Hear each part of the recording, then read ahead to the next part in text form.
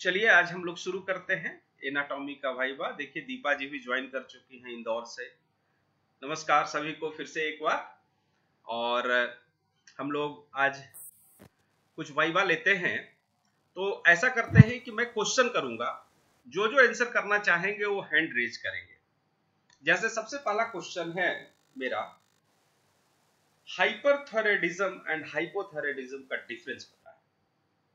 ये दोनों में अंतर क्या है? बेसिकली पेशेंट आपको कहता है थायराइड का प्रॉब्लम है मेरे को मैडम या सर, और अब आप उससे क्या सवाल करेंगे आगे? तो जयेश भाई ने हैंड रेज किया है, और कोई बताना चाहे?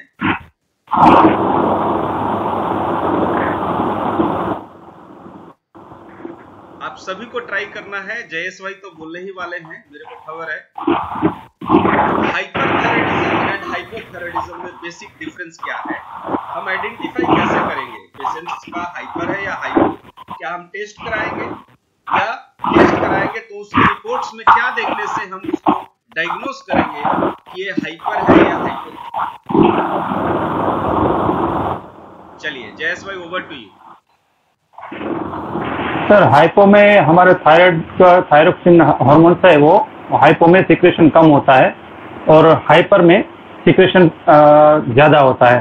तो उससे रिलेटेड हमें गाउट संबंधी समस्या हो जाती है, जैसे गले का सूजन और गले संबंधी समस्याएं आती हैं, और फिर मोटापा बढ़ जाता है, मेटाबॉलिज्म संबंधी समस्याएं आती हैं हमें, जैसे चयापचय में हमें डाइजेशन में प्रॉब्लम होता है। फिर ये सभी समस्याएं इससे जुड़ी हुई हैं। ओके, बहुत अच्छा। सो एग्जैक्टली आपने हाइपो में क्या बताया, फिर से बताएं। हाइपो में क्या होगा? हाइपो में सिक्रेशन कम होगा थायरोक्सिन हार्मोन का, लेकिन उसके संबंधित डिसीज मुझे ठीक से याद नहीं है, लेकिन ये कॉमन डिसीज है, मुझे वो याद है। ओके, ठीक है जयेश भाई, आगे और भी देख लेते हैं। साधना जी ने हैंड रेज किया है। साधना जी आप बताएं।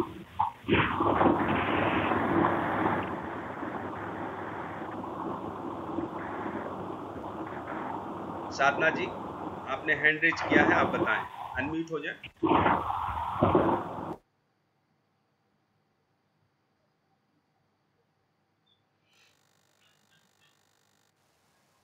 चलिए, शायद साधना जी अनम्यूट नहीं हो पा रहे। नमस्ते सर।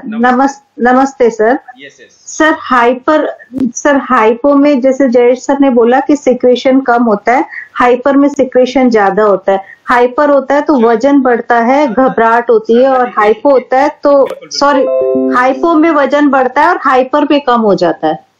वेरी गुड, बहुत अच्छा। चलिए, आपने जो पहले पॉइंट रखी कि थायरॉक्सिन हार्मोन का कम सेक्रीशन होगा तो हम हाइपो कहेंगे, बट कौन सा सेक्रीशन ज्यादा भी होता है उसमें, वो क्या है, उस हार्मोन का नाम बताएं। आपने कहा थायरॉक्सिन हार्मोन कम होता है, इसके वजह से नाम ही है हाइपो। हाइपो मतलब कम, वो बात सही है, लेकिन एक यहां पर क्लू है कि एक हार्मोन ऐसा भी है जो उसमें ज्यादा होता है, और वो ज्यादा होने का कारण है। देखो आपने क्या कहा, एक हार्मोन थायरॉक्सिन जो मेन है वो कम होता है तो हाइपो है, ये बिल्कुल सही बात है, आप दोनों का आंसर सही है। But TSH, thyroid stimulating hormone, वो बढ़ा हुआ होता है। कारण ये है कि बॉडी को ऐसा लगता है कि थायरॉक्सिन कम निकल रहा है, तो क्या होता है, पिट्यूटरी ग्लैंड थायराइड को ऑर्डर देता है ज्यादा निकालो। वो कौन होगा? टीएसएच होगा ना, नाम ही है उसका, थायराइड स्टिमुलेटिंग हार्मोन, टीएसएच। तो टीएसएच बढ़ते रहता है, लेकिन यहां तो निकालना नहीं है थायरॉक्सिन, क्योंकि उसमें डिफॉर्मेलिटी आ गई है। तो जब सैंपल लेते हैं ब्लड का तो उसमें से टीएसएच बढ़ा हुआ दिखता है।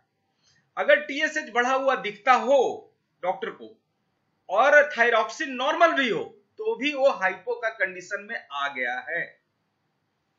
Getting my point? क्योंकि वो बहुत ही जल्दी हाइपो में जाने वाला है। नहीं तो क्यों टीएसएच उसका निकला हुआ है ज्यादा, स्टिमुलेट क्यों कर रहा है उसको?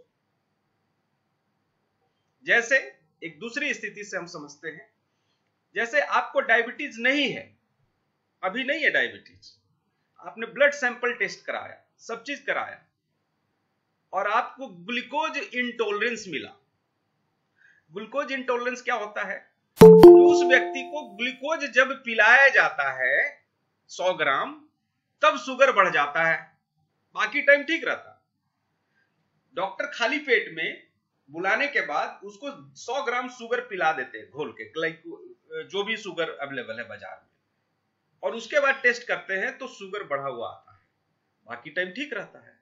तो इसको बोलते हैं ग्लूकोज इंटॉलरेंस, यानी कि वह व्यक्ति बहुत ही जल्दी फ्रैंक डायबिटीज में कन्वर्ट होने वाला है। वो ग्लूकोज को एडजस्ट नहीं कर पा रही है उसकी बॉडी।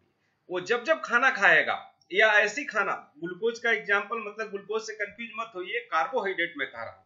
जब जब वो कार्बोहाइड्रेट ज्यादा मात्रा में, जैसे आम का सीजन है अभी, आम उसने खा लिया 2-3, एकदम से शूट कर जाएगा शुगर। तो यह एक प्राइमरी स्टेज है फ्रैंक डायबिटीज होने में।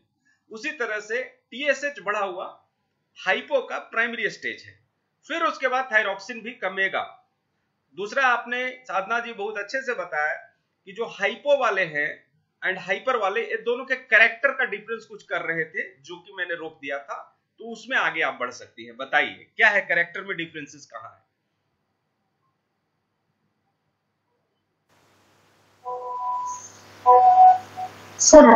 सर हाइपो में वजन कम होता है, हाइपर में वजन बढ़ता है और घबराहट होती है बहुत ज्यादा, पसीने ज्यादा आते हैं। साधना जी आप उल्टा बोल दी हैं, फिर से सोच के बोलिए।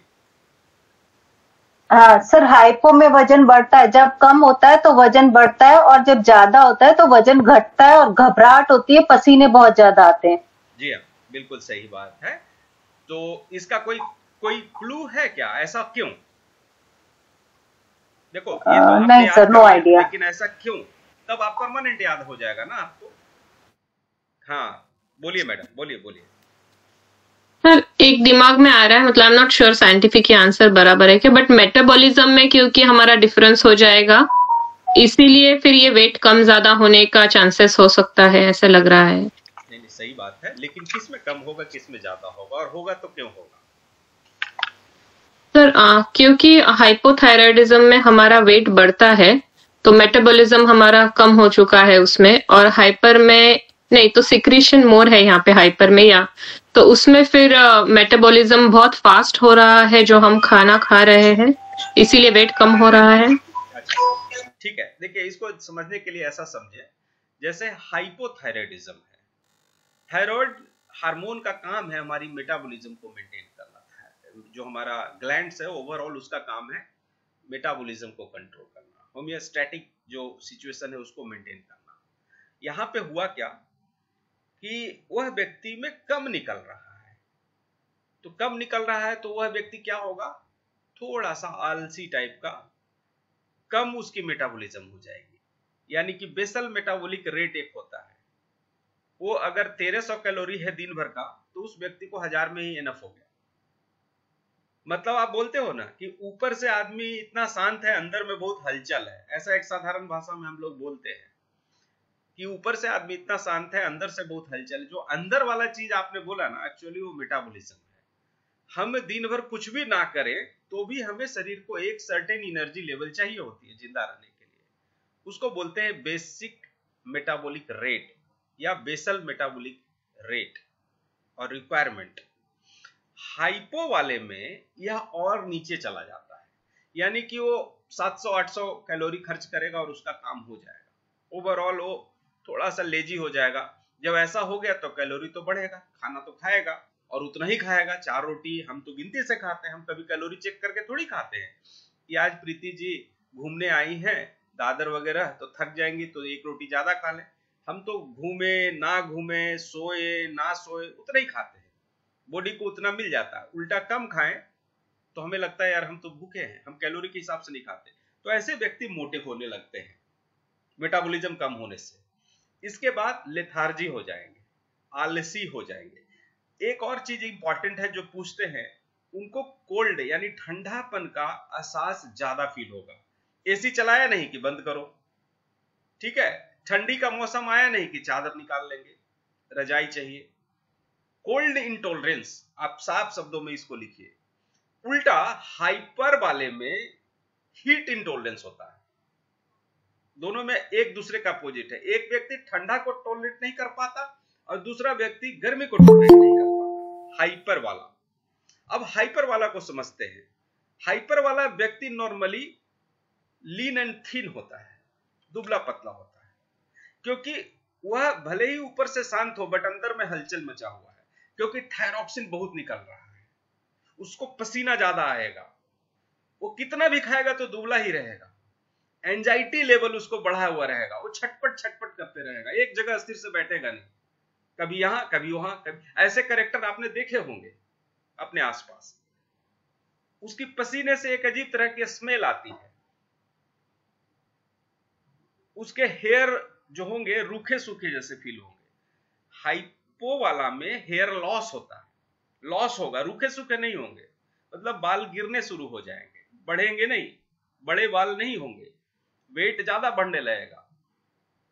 बाद में अगर वह 30 साल के अंदर है तो उसमें पीसीओडी होने की संभावना है। पीसीओडी क्या है? कोई भी आदमी हैंड रेज करके बता दे। पीसीओडी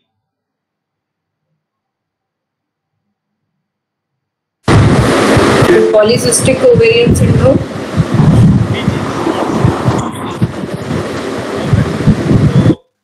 पीसीओडी का मतलब हुआ पॉलीसिस्टिक ओवेरियन डिजीज, क्योंकि डी आपने बोला ना, पीसीओडी।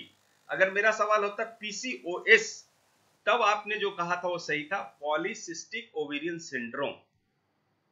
चलिए, तो इस पे बात आई है तो ये दोनों में अंतर क्या है ये भी बता लीजिए, हम लोग समझ ले। पीसीओडी एंड पीसीओएस में अंतर क्या है, बेसिक अंतर क्या है? दोनों एक जैसा है, फिर अंतर क्या है कोई बताएं तो हैंड रेज कर ले। बाकी लोग भी हैंड रेज करें, भले ही नहीं भी आए तो भी कोशिश तो करना ही है। जी मैडम बताएं। सर ये पीसीओएस जो है वो शायद मोर देन वन सिम्टम्स साथ में लेके आता है, इसीलिए इट्स सिंड्रोम। और डिसीज बोला तो एक ही कुछ डिसीज होगा एक टाइप में ही। जी हाँ, ऐसा सही बात है। पहली बात तो यहाँ से यही आप सभी के लिए फिर से एक क्वेश्चन बनता है कि what is the difference between disease and syndrome. अगर आज हम इसको समझ लें तो इसको डिफाइन करना इजी होगा। और ये किसी चीज में भी डिजीज हो जाता है, किसी में सिंड्रोम हो जाता है। तो डिजीज आप सभी को मालूम है कि डिजीज है जो बीमारी है, जो नॉर्मल हमारी सिचुएशन है उससे अगर भिन्न हो गया है तो वह कोई बीमारी है। लेकिन अगर मल्टीपल उसी से रिलेटेड चीजें और भी बॉडी में हो गई है तो वह सिंड्रोम कहलाता है। मतलब syndrome comes always come in the collective way, 2-3 things. जैसे ब्लड प्रेशर भी है व्यक्ति को,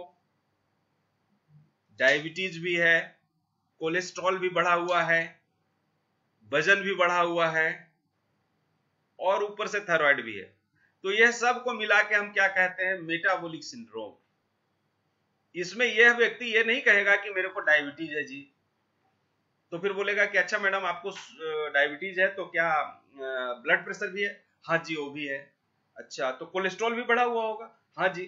तो उसको ओवरऑल कहना चाहिए मेटाबॉलिक सिंड्रोम, क्योंकि ये सब बीमारी मेटाबॉलिक से संबंधित है, हमारी मेटाबॉलिज्म को प्रभावित करती है, जीवन शैली के वजह से हुआ है बीमारी। ये कोई बीमारी अपने आप में नहीं है। This all are the lifestyle disorder इसको कहा गया है। हमने जीवन में कुछ गलतियां कर दी या हमारे जेनेटिक ऐसा रहा जिसके वजह से ये सब चीजें हुई है। अगर सुधार किया जाए तो बहुत हद तक कंट्रोल किया जा सकता है, या कई केसेस में ऐसा देखा गया है ठीक भी होता है, लेकिन उसमें काफी मेहनत लगता है क्योंकि हमारा जेनेटिक डिस्पोजिशन भी कुछ इस तरीके का है। तो हम लोग वापिस आ जाते हैं पॉलीसिस्टिक ओवेरियन डिजीज।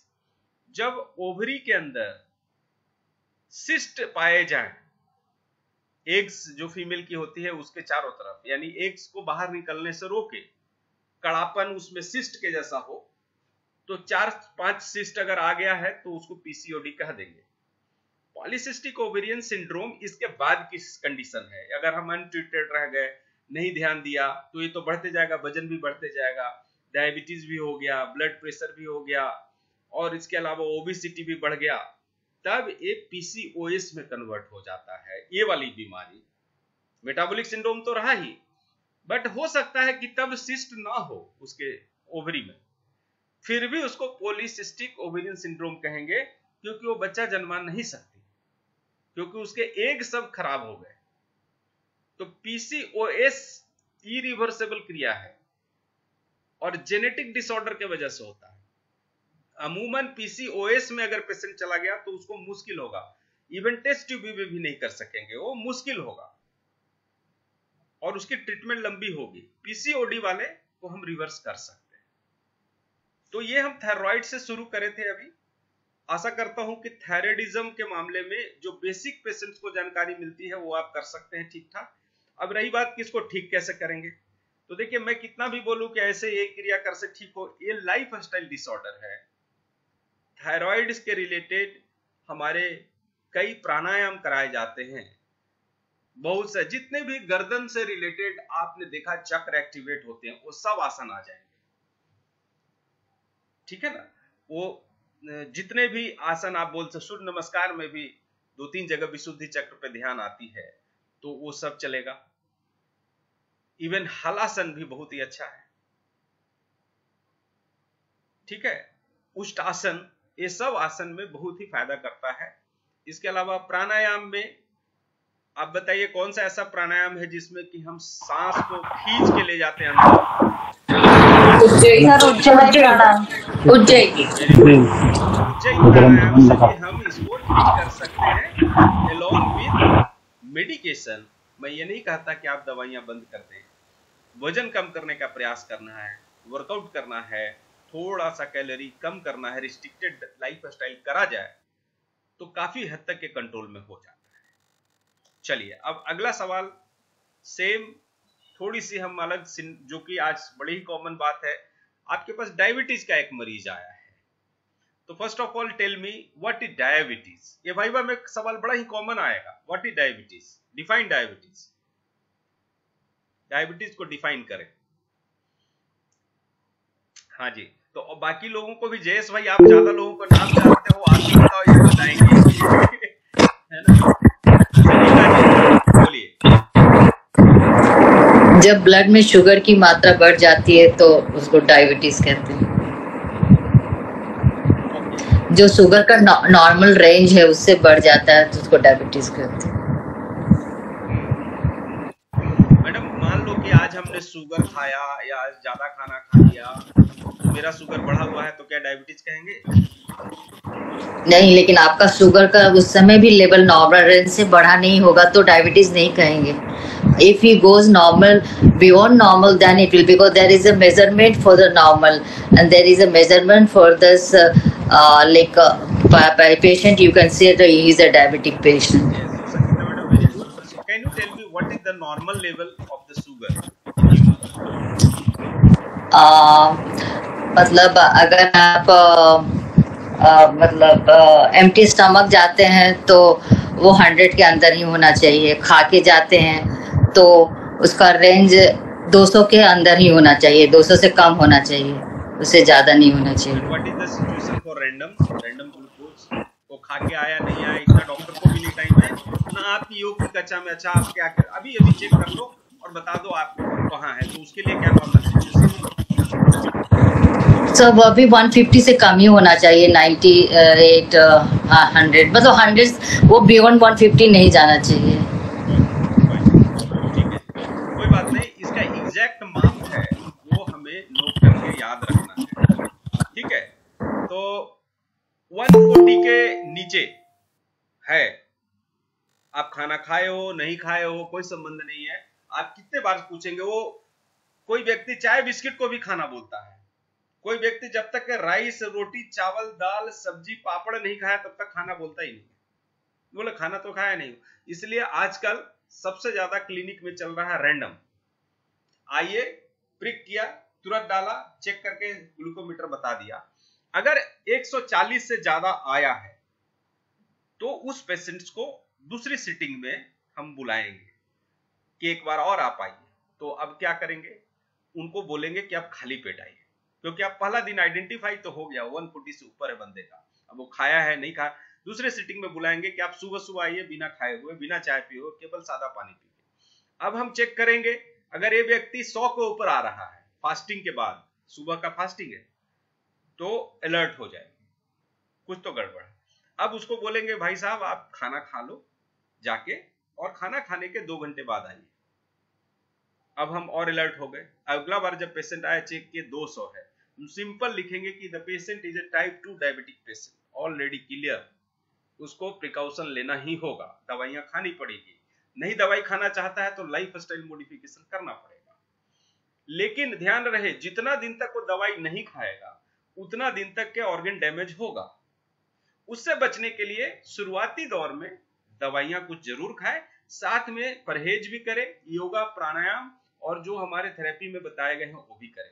हमें ऐसा बिल्कुल नहीं है जो थेरेपिस्ट कहना है कि आप दवाई सब बंद कर दीजिए और मैं ठीक कर दूं, क्योंकि आपका ठीक करने में 4 महीना 6 महीना समय लगेगा। तब तक बढ़े हुए शुगर उसके अंदर के ऑर्गन को डैमेज करना शुरू करेंगे, वह रिस्क नहीं लेना है। हम कोई दवाई खा रहा है उसको बंद मत करवाइए, उसके डॉक्टर बंद कर देता है अगर वो चलेगा, क्योंकि ऑलरेडी बहुत फाइटिंग चल रहा है allopathic, Ayurvedic, homeopathic and yoga therapy. इसलिए हमें ऐसा, हम तो नेचुरल वे से करवा रहे हैं ना। अगर उनका शुगर डाउन होता है तो जो लिखा है दवाई उससे पूछे, हमने तो दवाई दिया ही नहीं। हमने उनको प्रयोग किया, योग करवाया, प्राणायाम करवाया। उनको हो सकता है कि शुगर लेवल डाउन रिपोर्ट में आए तो डॉक्टर कहेगा यार डाउन हो रहा है, तुमको ये दवाई बंद, आधे गोली खाओ, फिर अगली बार जाएगा और कम, और आधा खत्म, फिर 3 दवाई खा रहे थे 2। सो ये है डायबिटीज का, और इसमें 6 महीने का समय लगता है। मैंने काफी लोगों को देखा है और रिवर्सल जाता है, होता है। सो डायबिटीज कितने तरह के होते हैं, एक वाइवा का बहुत ही कॉमन सवाल है। सो हैंड रेज करें और मैं एक्सपेक्ट करता हूं नए लोग बोले, how many type of diabetes? So Shashi Dua जी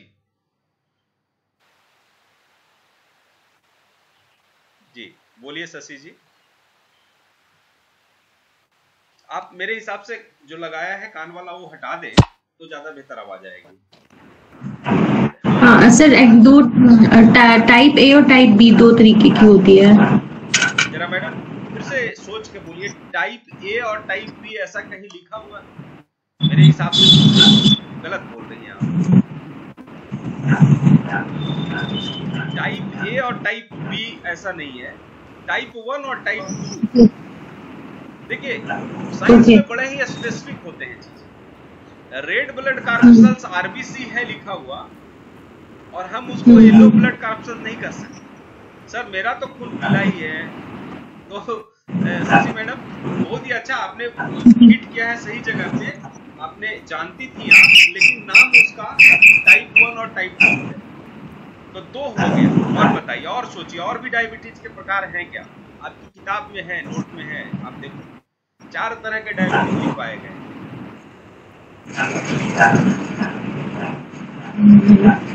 कोई बात नहीं, कोई और बताएंगे? डायबिटीज मेलिटस और एक और कुछ है, मुझे याद नहीं आ रहा, लेकिन हाँ 4 तरह।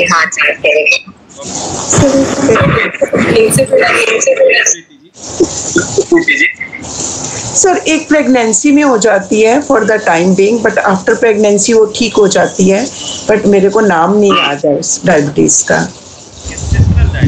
Gestational diabetes. हाँ ओके, है ना, उसको बोलते हैं जब प्रेगनेंसी के दौरान होता है महिलाओं में, उसको गेस्टेशनल डायबिटीज कहते हैं। और एक और डायबिटीज का पार्ट है, उसको कहेंगे जैसे कि अभी शशि दुआ जी बता रही थी, टाइप 1, टाइप 2 गेस्टेशनल, एंड एक है MODY, मोडी, नरेंद्र मोदी वाला नहीं, नाम याद रखने के, मोडी, MODY। उसका फुल फॉर्म है मैच्योरिटी ऑनसेट डायबिटीज। वो मैं डिटेल आपको शेयर करूंगा, स्क्रीन तो दिखा दूंगा और शेयर भी कर दूंगा, ग्रुप में डाल दूंगा, तो वहां से आप नोट कर लीजिएगा। ये बहुत ही रेयरेस्ट टू रेयर फॉर्म है मोडी, बट कुछ लोगों को जेनेटिक डिसऑर्डर की वजह से होता है। उसको इंसुलिन लेना पड़ता है। टाइप 1 जो है उसका दूसरा नाम क्या है? टाइप 1 का दूसरा नाम क्या कहा जाता है?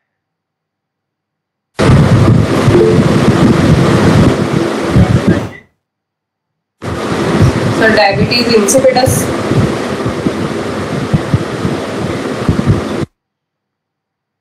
टाइप 1 को एक को कहा जाता है इंसुलिन डिपेंडेंट और दूसरे को कहा जाता है नॉन इंसुलिन डिपेंडेंट, NIDDM, और दूसरे को IDDM।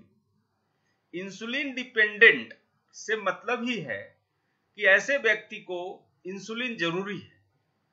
वह कौन है? तो टाइप 1। नोट कर लें, टाइप 1 को IDDM कहेंगे क्योंकि टाइप 1 में इंसुलिन बनता ही नहीं है शरीर में, तो उसे इंसुलिन देना पड़ेगा बाहर से, इसलिए उसे कहते हैं insulin dependent diabetic mellitus.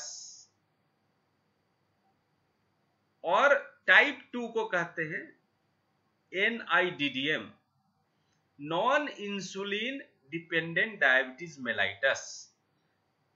Diabetes को आजकल शॉर्ट फॉर्म में प्रिस्क्रिप्शन पे लोग DM लिखते हैं, DM, उसका मतलब है डायबिटीज मेलाइटस।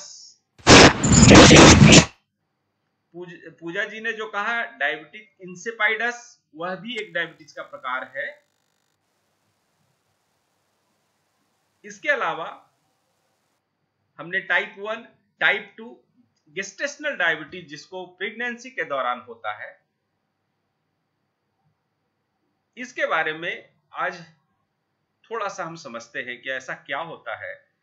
और प्रेगनेंसी के दौरान अगर हुआ, और जैसे प्रीति जी ने कहा कि बच्चा पैदा होते ही मां ठीक हो जाती है, लेकिन बच्चे का क्या होगा और उसके साइन एंड सिम्टम क्या होते होंगे, और ऐसा क्या होता है कि मां को डायबिटीज हो जाता है बच्चा होते समय।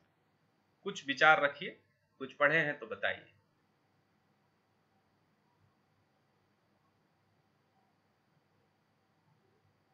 एनीवन? चलिए देखिए, सबसे पहले हम देखते हैं कि हमारे घरों में माँ जैसे ही बच्चा जन्मता है, घरों में कोई प्रेग्नेंट लेडी से बच्चा होता है तो बच्चा को हम वजन करते हैं ना, देखते हैं मोटा ताजा बच्चा है, एकदम फ्रेश और वजन अच्छा है, तो क्या बोलते हैं, अरे वाह बच्चा तो बहुत ही हेल्दी है। तो बच्चे का नॉर्मल अगर वेट देखे जिस दिन जन्म होता है ह्यूमन का, तो 2-2.25 किलो, अधिक से अधिक 2.5 किलो जैसा रहता है। अगर कोई बच्चा 3.5 किलो का पैदा हुआ है, 4 किलो का पैदा हुआ है, तो इसका मतलब क्या हुआ, उसकी मां उस टाइम में डायबिटिक हो चुकी थी 8वें 9वें 7वें महीने से, और मां जो ग्लूकोज माने कार्बोहाइड्रेट खाए जा रही थी उसके शरीर में नहीं लगा, लेकिन इसका बच्चा तो यहां पड़ा है ना प्लासेंटा से, वह सब कार्बोहाइड्रेट ले लिया और उसकी वजन बढ़ गई। डायबिटीज में यही होता है, हम जो खाते हैं कार्बोहाइड्रेट या ग्लूकोज, वो हमारे शरीर को लगता नहीं है, हमारे ब्लड में घूमते रहता है, घूमते रहता है, घूमते रहता है। इसी कंडीशन को हमने डिफाइन किया कि ब्लड में शुगर की मात्रा अधिक हो जाए नॉर्मल से तो हम डायबिटीज कहते हैं। बहुत अच्छा, तो इसका यह मतलब हुआ कि ये बच्चा मोटा कैसे पैदा हो गया, मां एकदम दुबली पतली हो जाएगी प्रेगनेंसी के दौरान, कारण कि वो जितना भी फूड ग्रहण कर रही थी, खाना खा रही थी, डॉक्टर ने जो बताया, डॉक्टर ने गलती ये किया, उसका शुगर टेस्ट नहीं किया, उसके ब्लड शुगर जो ब्लड में बढ़े हुए थे, जो इनके सेल्स को यूज करने चाहिए थे, वो ना होकर के प्लासेंटा ने जो बेबी को नेचुरल मिलना चाहिए था फूड, उससे कहीं ज्यादा दे दिया, तो बच्चा मोटा हो गया। अब बच्चा पैदा हो गया है, पैदा होने पे उसकी वजन बढ़ी हुई है, घर वाले खुश हो गए। लाइफ के एक स्टेज में आने के बाद ये बेबी अब डायबिटीज हो जाएगा 20 साल 22 साल के बाद, मां को फिर नहीं होगा, मां अगर प्रेगनेंसी में जाएगी तो ही उसको फिर से हो सकता है। यस, बंदिता जी आप ज्वाइन कर सकती हैं, परमिशन क्यों मांग रहे हैं, आ जाओ। चलिए एडमिट, बंदिता जी आप ज्वाइन कर चुकी हैं। नमस्ते सर। नमस्ते नमस्ते, आप ज्वाइन कर चुकी हैं अभी, तो कोई बात नहीं। तो प्रेगनेंसी में बच्चा अगर ज्यादा वजन नॉर्मल से ज्यादा हो तो आपको अलर्ट होना चाहिए, खुशियां मनाइए जरूर बाद में। हाँ, अब माँ को क्या हो जाता है कि डायबिटीज हो जाता है प्रेगनेंसी में। हाँ जी अयोध्या जी, हम लोग बात करेंगे, 1 मिनट कंप्लीट कर लेते हैं। तो जब पेट में बेबी आता है तो हमारी पेट की जो साइज है बढ़ने लगती है, वो पैंक्रियाज पे एक्स्ट्रा फोर्स पड़ता है, दबाव पड़ता है, उससे जो बीटा सेल से इंसुलिन सिक्रीट होने चाहिए वो नहीं हो पाता, एक कारण।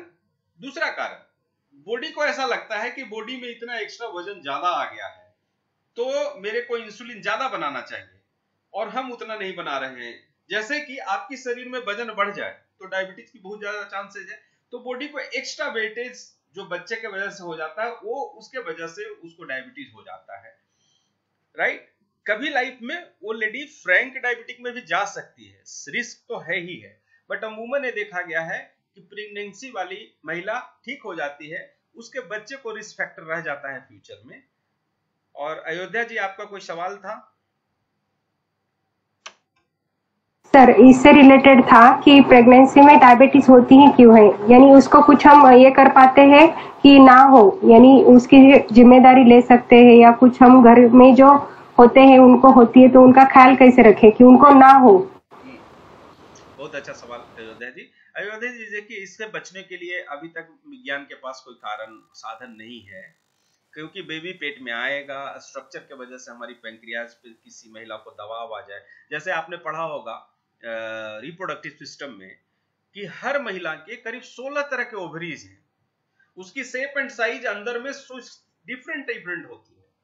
किसी महिला का उल्टा डायरेक्शन से मुड़ा हुआ रहता है, किसी का नीचे की तरफ। जब बच्चा पेट में आता है तो हर बच्चा सर उसका नीचे मैक्सिमम का रहेगा, लेकिन ओवरी के साइज के हिसाब से उसका बदलाव रहता है, प्लस उनके पोस्चर, बैठने उठने के तरीके से भी। आप पढ़ना रिप्रोडक्टिव सिस्टम में 6 या 7 तरह का तो हमारे मतलब मैंने देखा था पिछली बार उस नोट्स में थे। इन्वर्टेड भी होता है, डोम जो है वो उल्टे डायरेक्शन से फैट आ जाता है, कोई मोटी है महिला, कोई दुबली है, कोई विसरल फैट कम है, तो उस हिसाब से तो उसकी दबाव पैंक्रियाज पे आता है। और पैंक्रियाज कई बार बीटा सेल आधा ही काम कर पाता है, प्लस कई बार बॉडी ने अभी तक के एक्स्ट्रा वेट देखा नहीं था, एकाएक उसको 3-4 किलो एक्स्ट्रा मिल गया, तो इसके वजह से भी इंसुलिन सिक्रीशन प्रभावित हो जाता है। इसके बचने के लिए यही है कि हम डायग्नोस जल्दी से जल्दी कर दें, और डायग्नोस करके बच्चा को ज्यादा एनर्जी जो ना मिले उसके लिए कुछ इंसुलिन वगैरह शुरू कर दें मरीज को, तो एटलीस्ट बेबी को नहीं होगा। नहीं तो इनका शुगर लेवल जो बढ़ा हुआ रहेगा तो ये शुगर लेवल शरीर में घूमते ही नहीं रहेगा। अब आपके शरीर में एक और शरीर पनप रहा है, वो पूरा खींचते चला जाएगा।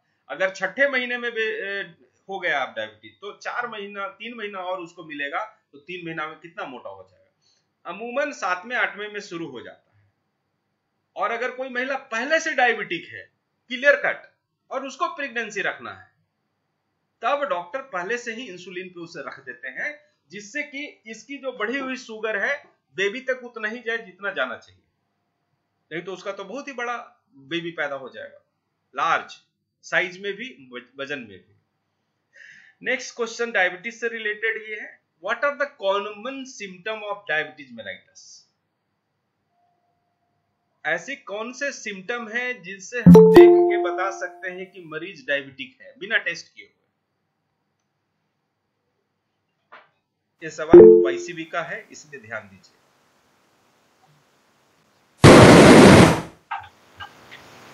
हाँ जी, सोर्स बताइए। बहुत सारे लोगों ने, शशि जी बताने वाली हैं, साधना जी और मैडम भी बता रही हैं, तो चलिए शशि जी आप ही बताएं, what are the commonest symptom of diabetes.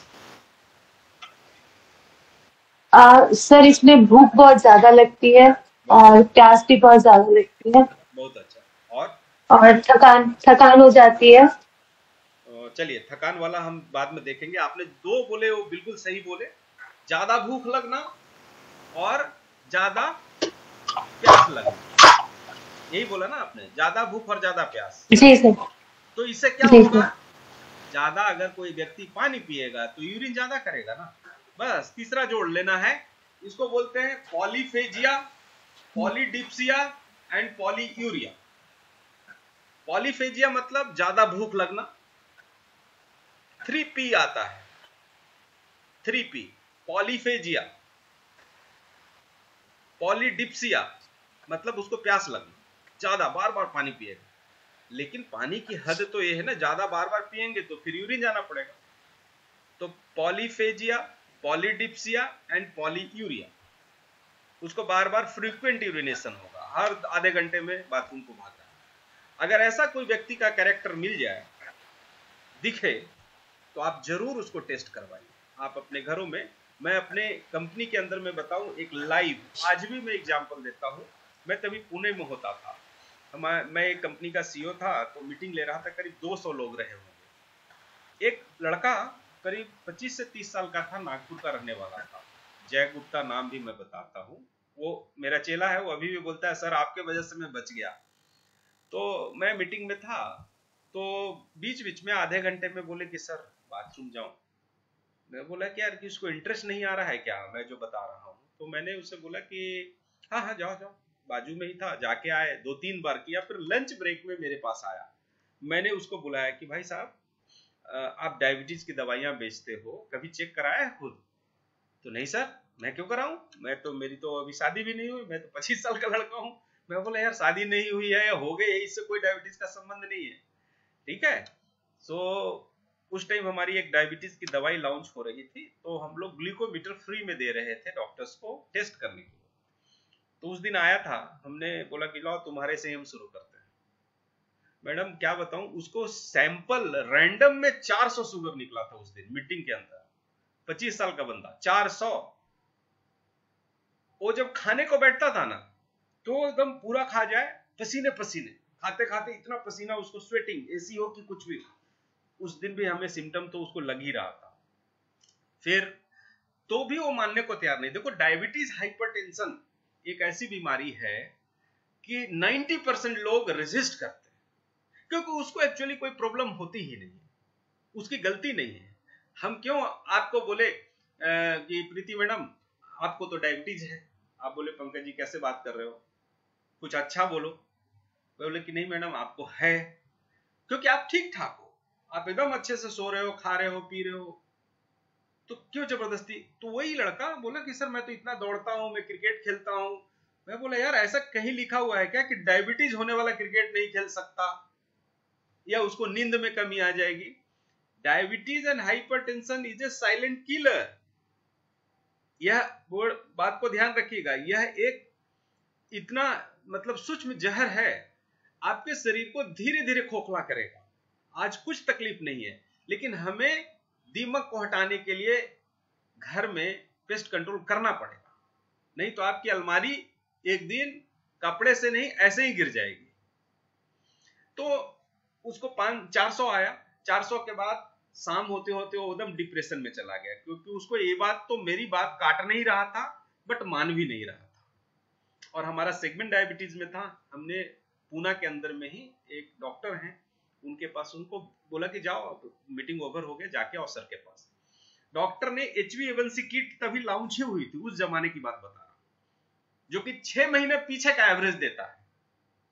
Minimum 3 महीना तो आराम से आप मान के चलो, 120 दिन पीछे का एवरेज दे देगा। 120 दिन मतलब आरबीसी का लाइफ स्पेन 120 दिन होता है। इस पे भी क्वेश्चन बनता है, आरबीसी का लाइफ स्पेन 120 दिन, तो 120 दिन HbA1c क्यों, इसको हम बाद में अभी लेते हैं, याद हो जाएगा आपको क्यों। और उसका HbA1c टेस्ट करा, जो उस टाइम में 2000 रुपए चार्ज था, नया नया मशीन आया था। मैं बात कर रहा हूं समवेयर इन 2007 और 8 की बात कर रहा हूं। 2000 रुपया चार्ज था, लेकिन डॉक्टर मेरे जानने वाले थे, बोले पंकज का दोस्त है, कलीग है, कोई बात नहीं हो जाए। उसने फ्री में करा, HbA1c 8.5 मिला उस पेशेंट का। He was the frankly now diagnosed with certificate, and doctor ने लिख के दे दिया, MD फिजिशियन संजय गांधी नाम है, आज मेरे को याद है, he is a frank diabetes, he has to treat immediately without delay। 25 साल का बंदा, आज हो काफी उम्र का है, शादी वादी सब हो गया, बट उस टाइम से दवाइयां खा रहा है। होता क्या है डायबिटीज और हाइपरटेंशन वाले में, उन्हें कुछ फर्क नहीं पड़ता, कुछ फील भी नहीं होता। कभी कभी वीकनेस, या ज्यादा भूख लग रहा है, ज्यादा पानी पी रहा है, ज्यादा यूरिन, तो हम लोग यही बोलते कोई बात नहीं अभी है, ठीक हो जाएगा, ये कोई बीमारी तो है नहीं। बट ध्यान रहे ज्यादा खाना खा रहा है, खाया नहीं कि फिर से 2 घंटे के बाद भूख, कारण कि आपको पहले ही मालूम है डायबिटीज में शुगर ब्लड में घूमते रहता है, सेल्स तक नहीं जाता है, सेल्स आपका भूखा है, आपने खाना खा लिया, पेट ने डाइजेस्ट भी कर दिया, पेट ने एब्जॉर्ब भी कर लिया, ग्लूकोज को भेज भी दिया ब्लड के पास, ब्लड में शुगर दौड़ रहा है बट सेल्स तक नहीं जा रहा है जिसको एक्चुअल में चाहिए। तो आपका सवाल होना चाहिए कि सर ये फिर से खाना क्यों खाता बंदा? सुनीता जी बताइए, पॉलीफेजिया क्यों होता उसको, पॉलीफेजिया क्यों होता, बार बार खाना क्यों खाता? सर उसका ग्लूकोज सीक्रेट होता रहता है ना, तो उस वजह से भूख की मात्रा बढ़ जाती है। करेक्ट, यानी ग्लूकोज शुगर जो है वो ब्लड में तो है, सेल्स तक माइटोकॉन्ड्रिया को मिलना चाहिए था जो खर्चा करने के लिए, वहां नहीं जा रहा है। जैसे आप समझो एक ऐसे घर के सदस्य हो कि आपने सारा पैसा फिक्स डिपॉजिट करा हुआ है, पैसा बहुत है, सुनीता पवार मैडम के पास 100 करोड़ रुपीज है लेकिन सब फिक्स है, गोल्ड है, चांदी है, बंगला है, कार है। सब्जी वाले को तो हम क्या पैसा देंगे बोलो, बोलेंगे क्या कि मेरा फिक्स डिपॉजिट टूटेगा तब देंगे, उसको तो तुरंत चाहिए। तो जो हमारा सेल्स है वो सब्जी वाला है, उसको तुरंत का तुरंत चाहिए भाई, और वो है नहीं, घूम रहा है। तो ब्रेन को मैसेज जाता, सेल्स भेजता कि भाई खाना नहीं खाया होगा बंदा। सब्जी वाला क्या बोला, मैडम के पास पैसा ही नहीं है, जाने दो छोड़ो, वो थोड़ी जानने गया कि आपके इतना बैंक बैलेंस है, मैडम नहीं देता आपको सब्जी।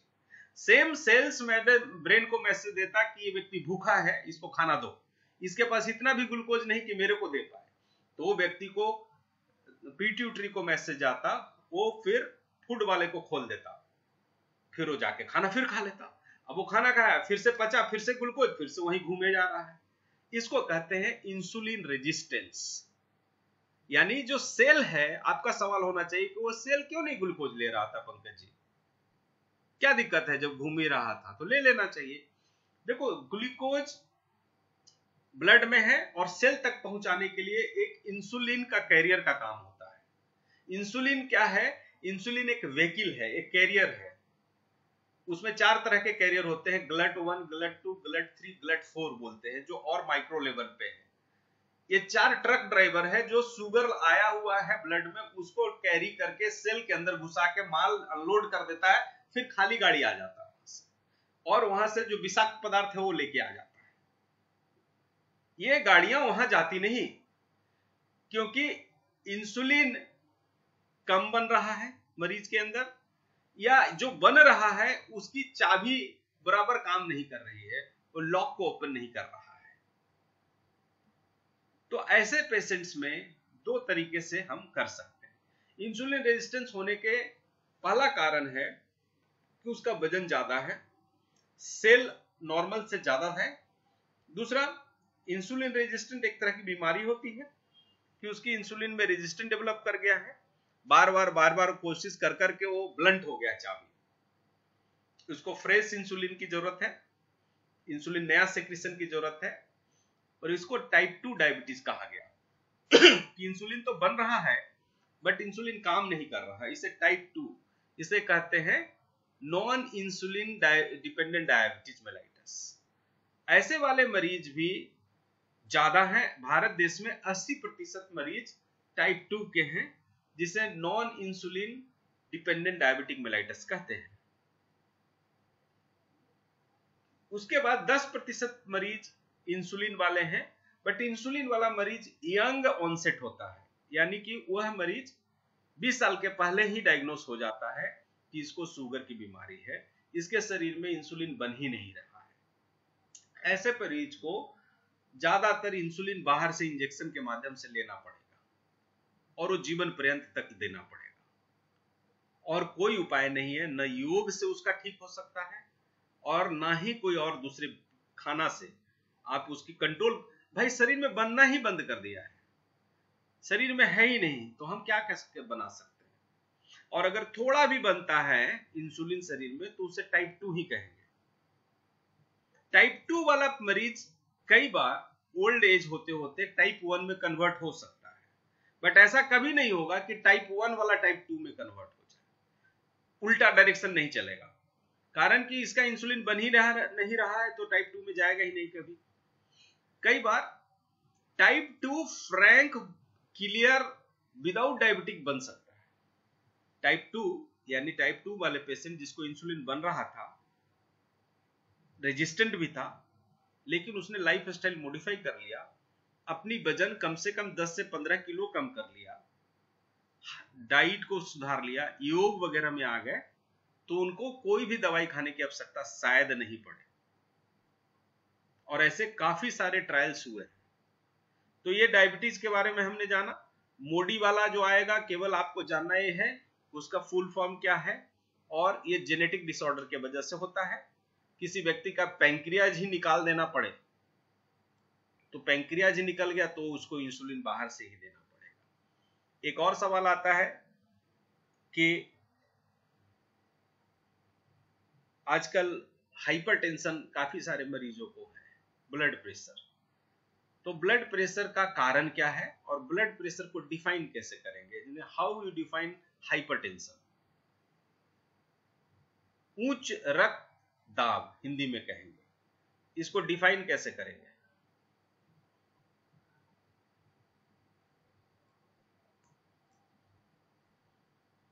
बहुत ही आसान सवाल है, बट एकदम साफ साफ दिखाई दे रहा है कि इसका ऐसे आंसर होगा। उसको डिफिनेशन एग्जैक्टली याद करना पड़ेगा। उच्च रक्तदाब, हाइपरटेंशन, सुनीता जी किसको कहते हैं? सर नसों में ब्लॉकेजेस हो जाते हैं या फिर रक्त के प्रवाह को अवरुद्ध कर देता है वो? मैडम वो बाद की स्टेज है, वो तो बाद की स्टेज है। कोई 25 साल 22 साल 30 साल का आदमी है, उसको अगर ब्लॉकेज अभी नहीं हुआ है लेकिन हाइपरटेंशन तो हो गया है ना, ब्लड प्रेशर बढ़ा हुआ है, तो क्यों? ब्लड प्रेशर का डिफिनीशन मेरे को जानना था केवल। What is, how you can define the hypertension?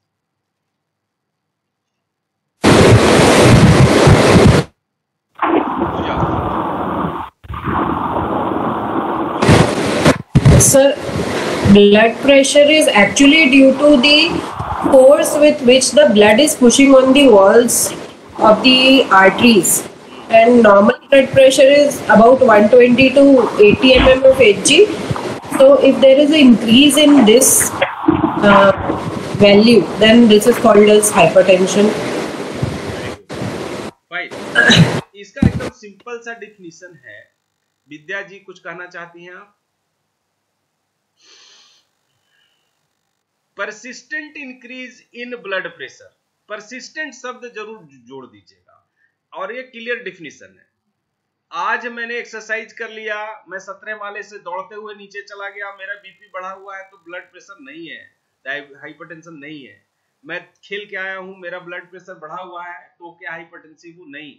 जैसे कि डायबिटीज वाले में हमने 3 बार चेक किया ना, उसी तरह से हाइपरटेंशन क्लियर कट होने के लिए बार बार, एक बार पेशेंट आया, चेक किए बढ़ा हुआ है, उसको लिटा दीजिए, बोले शवासन में चले जा बेटा, आधा घंटा के बाद चेक कीजिए। बोले अब तू खड़ा हो जा, स्टैंडिंग पोजीशन में चेक कीजिए। फिर उसको चेयर पे बैठाइए, बैठे हुए पोजीशन में दिखाइए, उल्टा पेट के बल लिटा दीजिए, सुपाइन पोजीशन में देखिए। कम से कम WHO कहता है कि 4 डिफरेंट टाइप की पोजीशन में अगर 1 घंटे के अंतराल में विदाउट एनी वर्कआउट अगर यह ब्लड प्रेशर बढ़ा हुआ है, जो पूजा जी ने बताया नॉर्मल से, तब आप उसको डायग्नोस कर सकते हैं कि यह हाइपरटेंसिव है। Before that you can not. So persistent increase in blood pressure level, persistent increase in blood pressure than a normal level is called hypertension। बार बार बार बार उसको बढ़ा हुआ आ रहा है, नॉर्मल लेवल से ज्यादा आ रहा है, तो उसको हम हाइपरटेंशन की संज्ञा देंगे। हाइपरटेंशन में एक बॉर्डरलाइन हाइपरटेंसिव भी होते हैं मरीज, एक हाइपरटेंशन स्टेज 1 होता है, एक स्टेज 2 होता है, और तीसरा है स्टेज सीवियर स्टेज उसे कहते हैं। बस 3 ही स्टेज में खत्म हो गए। तो हाइपरटेंशन भी उतना ही खतरनाक है। अब रही बात, जैसे सुनीता जी बता रही थी कि ब्लॉकेज वगैरह बाद की लेवल है, बाद की चीजें हैं, जिसमें कि वो होगा, बिल्कुल होगा, आपने कोई गलत नहीं बोला है। लेकिन वो हम बाद में देखेंगे। अगर अनट्रीटेड रहा तो ब्लॉकेज होगा, ब्रेन स्ट्रोक हो जाएगा, या कहीं पर भी आर्टरीज वेन्स में प्रेशर आ जाएगा, जिसके वजह से उसको और तकलीफें बढ़ सकती है। ठीक है, तो हमने अभी तक के ब्लड प्रेशर के बारे में जाना, डायबिटीज के बारे में जाना, थायराइड के बारे में जाना। ये सब कहीं ना कहीं हमें ये ध्यान में आ रहा है कि मेटाबॉलिक सिंड्रोम से रिलेटेड चीजें हैं। सो मेटाबॉलिक सिंड्रोम से रिलेटेड चीजों को हमने समझा है। अब इसमें एक बात आती है कि कोलेस्ट्रॉल क्या चीज है, और हाइपर कोलेस्ट्रोलोमिया कहते हैं, या बोलते हैं कि आपके शरीर में वसा की मात्रा डिस्टर्ब हो गई है। आपने सुना होगा, काफी कॉमन जो चौथा प्रकार आ जाता है, जो हार्ट और डायबिटीज का कारण बोलते हैं, स्ट्रोक का बड़ा कारण बोलते हैं, उसका कारण यही बोलते हैं कि आप में LDL cholesterol, HDL cholesterol, total cholesterol और ना जाने कितने तरह के कोलेस्ट्रॉल डॉक्टर बताते हैं और हम परेशान हो जाते हैं। तो ये क्या चीज है, इसके बारे में कोई बताना चाहे?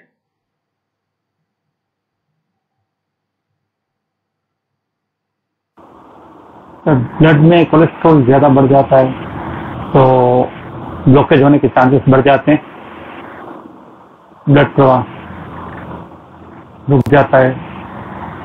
सही जा रहे हो, बोलिए बोलिए और बोलिए। सर इसमें एलडीएल और एचडीएल दोनों दो तरह के कोलेस्ट्रॉल बताए गए हैं। तो एलडीएल हमारे हेल्थ के लिए हानिकारक होता है और एचडीएल जो हमारे स्वास्थ्य के लिए अच्छा होता है। तो दोनों के बीच में जो कुछ रेशियो बताया जाता है कि एक ना होना चाहिए। तो एलडीएल को हो सके उतना हमें कम रखना चाहिए और एचडीएल को ज्यादा रखना चाहिए। बहुत अच्छा, बहुत अच्छा, बहुत अच्छा। तो और इसमें कोई बोलना चाहेंगे कुछ?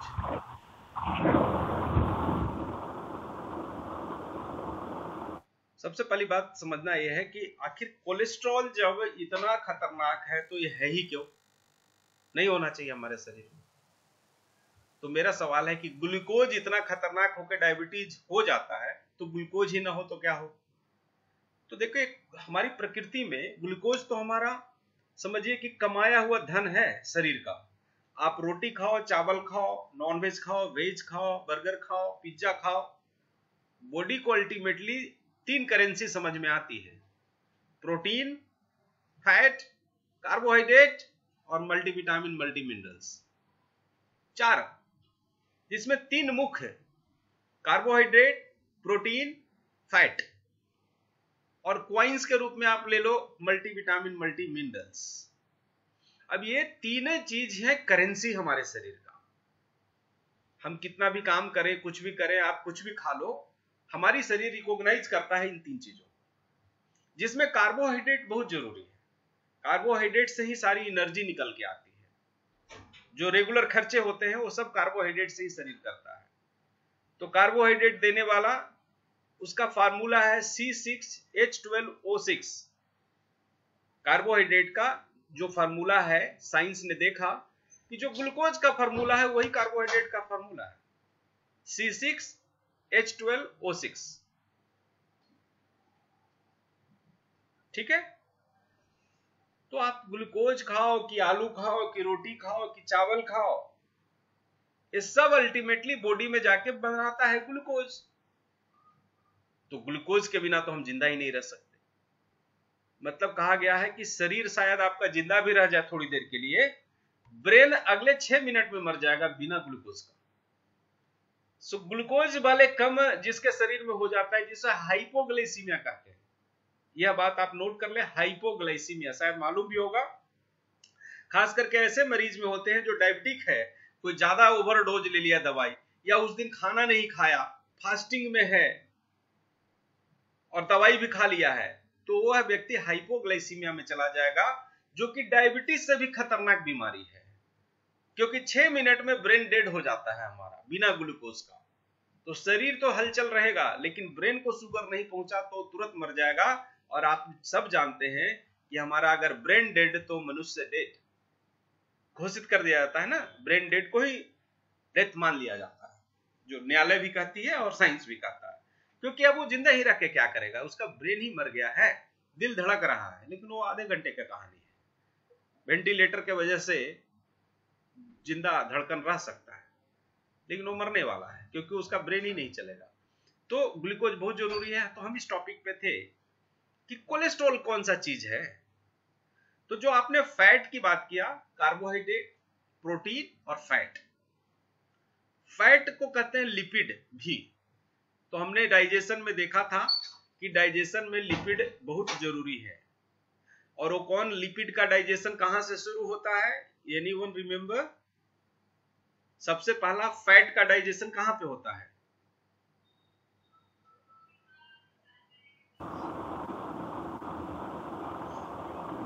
शशि दुआ जी, कुछ याद आ रहा है? सबसे पहले फैट का डाइजेशन कहां पे होता है? और देखो मैंने पावर पॉइंट में स्पेसिफिकली उस टाइम स्पेशली याद दिलाया था कि ये जरूर ध्यान रखिएगा। सुनीता जी बताइए। सर फंड्स में है स्टमक एरिया में, वहां पे एसिड से वो तोड़ा जाता है।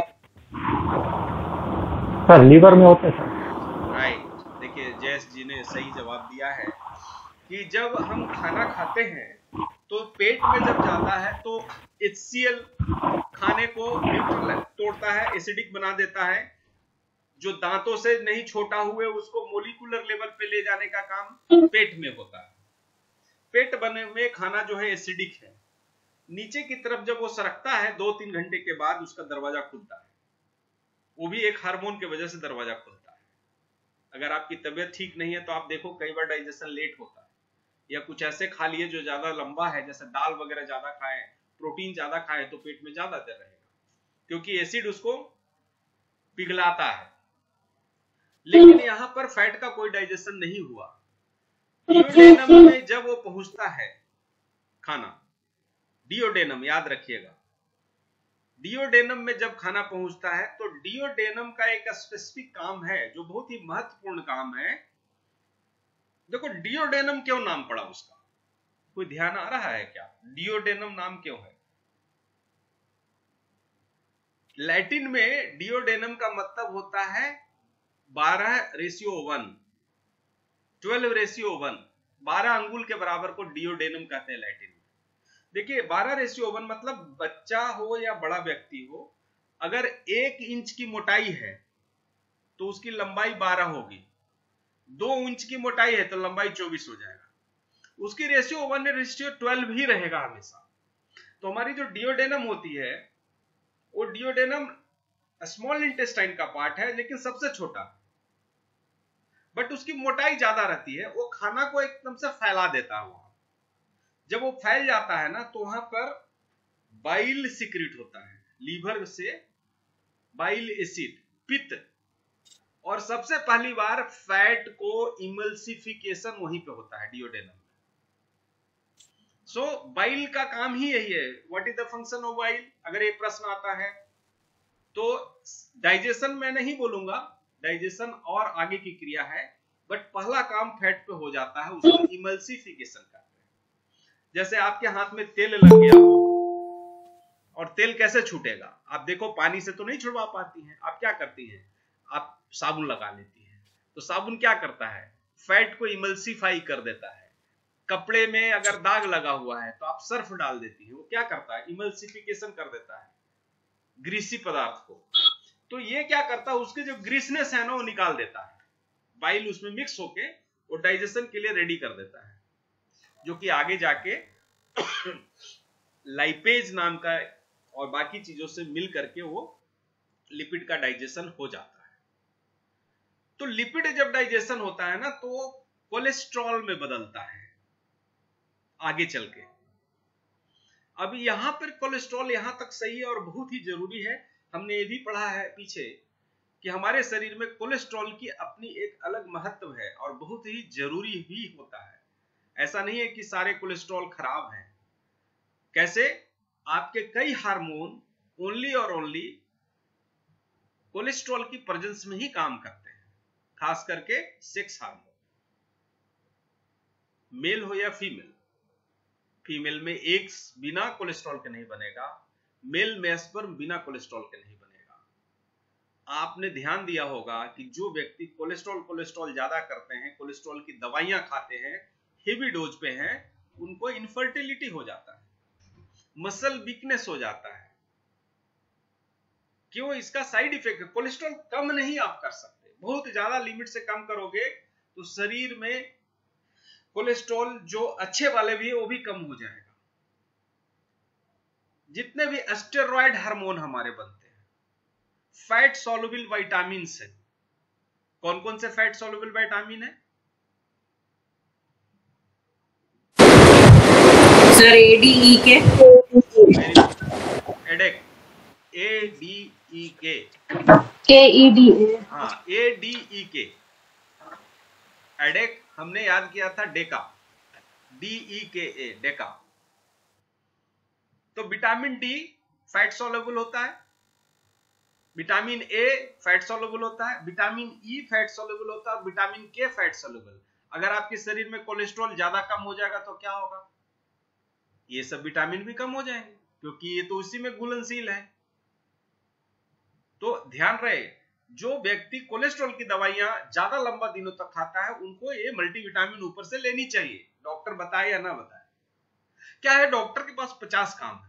दूसरी बात, आपके जैसे 50 मरीज हैं उसके साथ, उनका इंटरेस्ट मोर और less with the due respect of any doctor, वो आप ठीक ठाक रहें, लाइफ थ्रेटनिंग चीजें ना हो जाए, प्लस आप आते जाते रहें।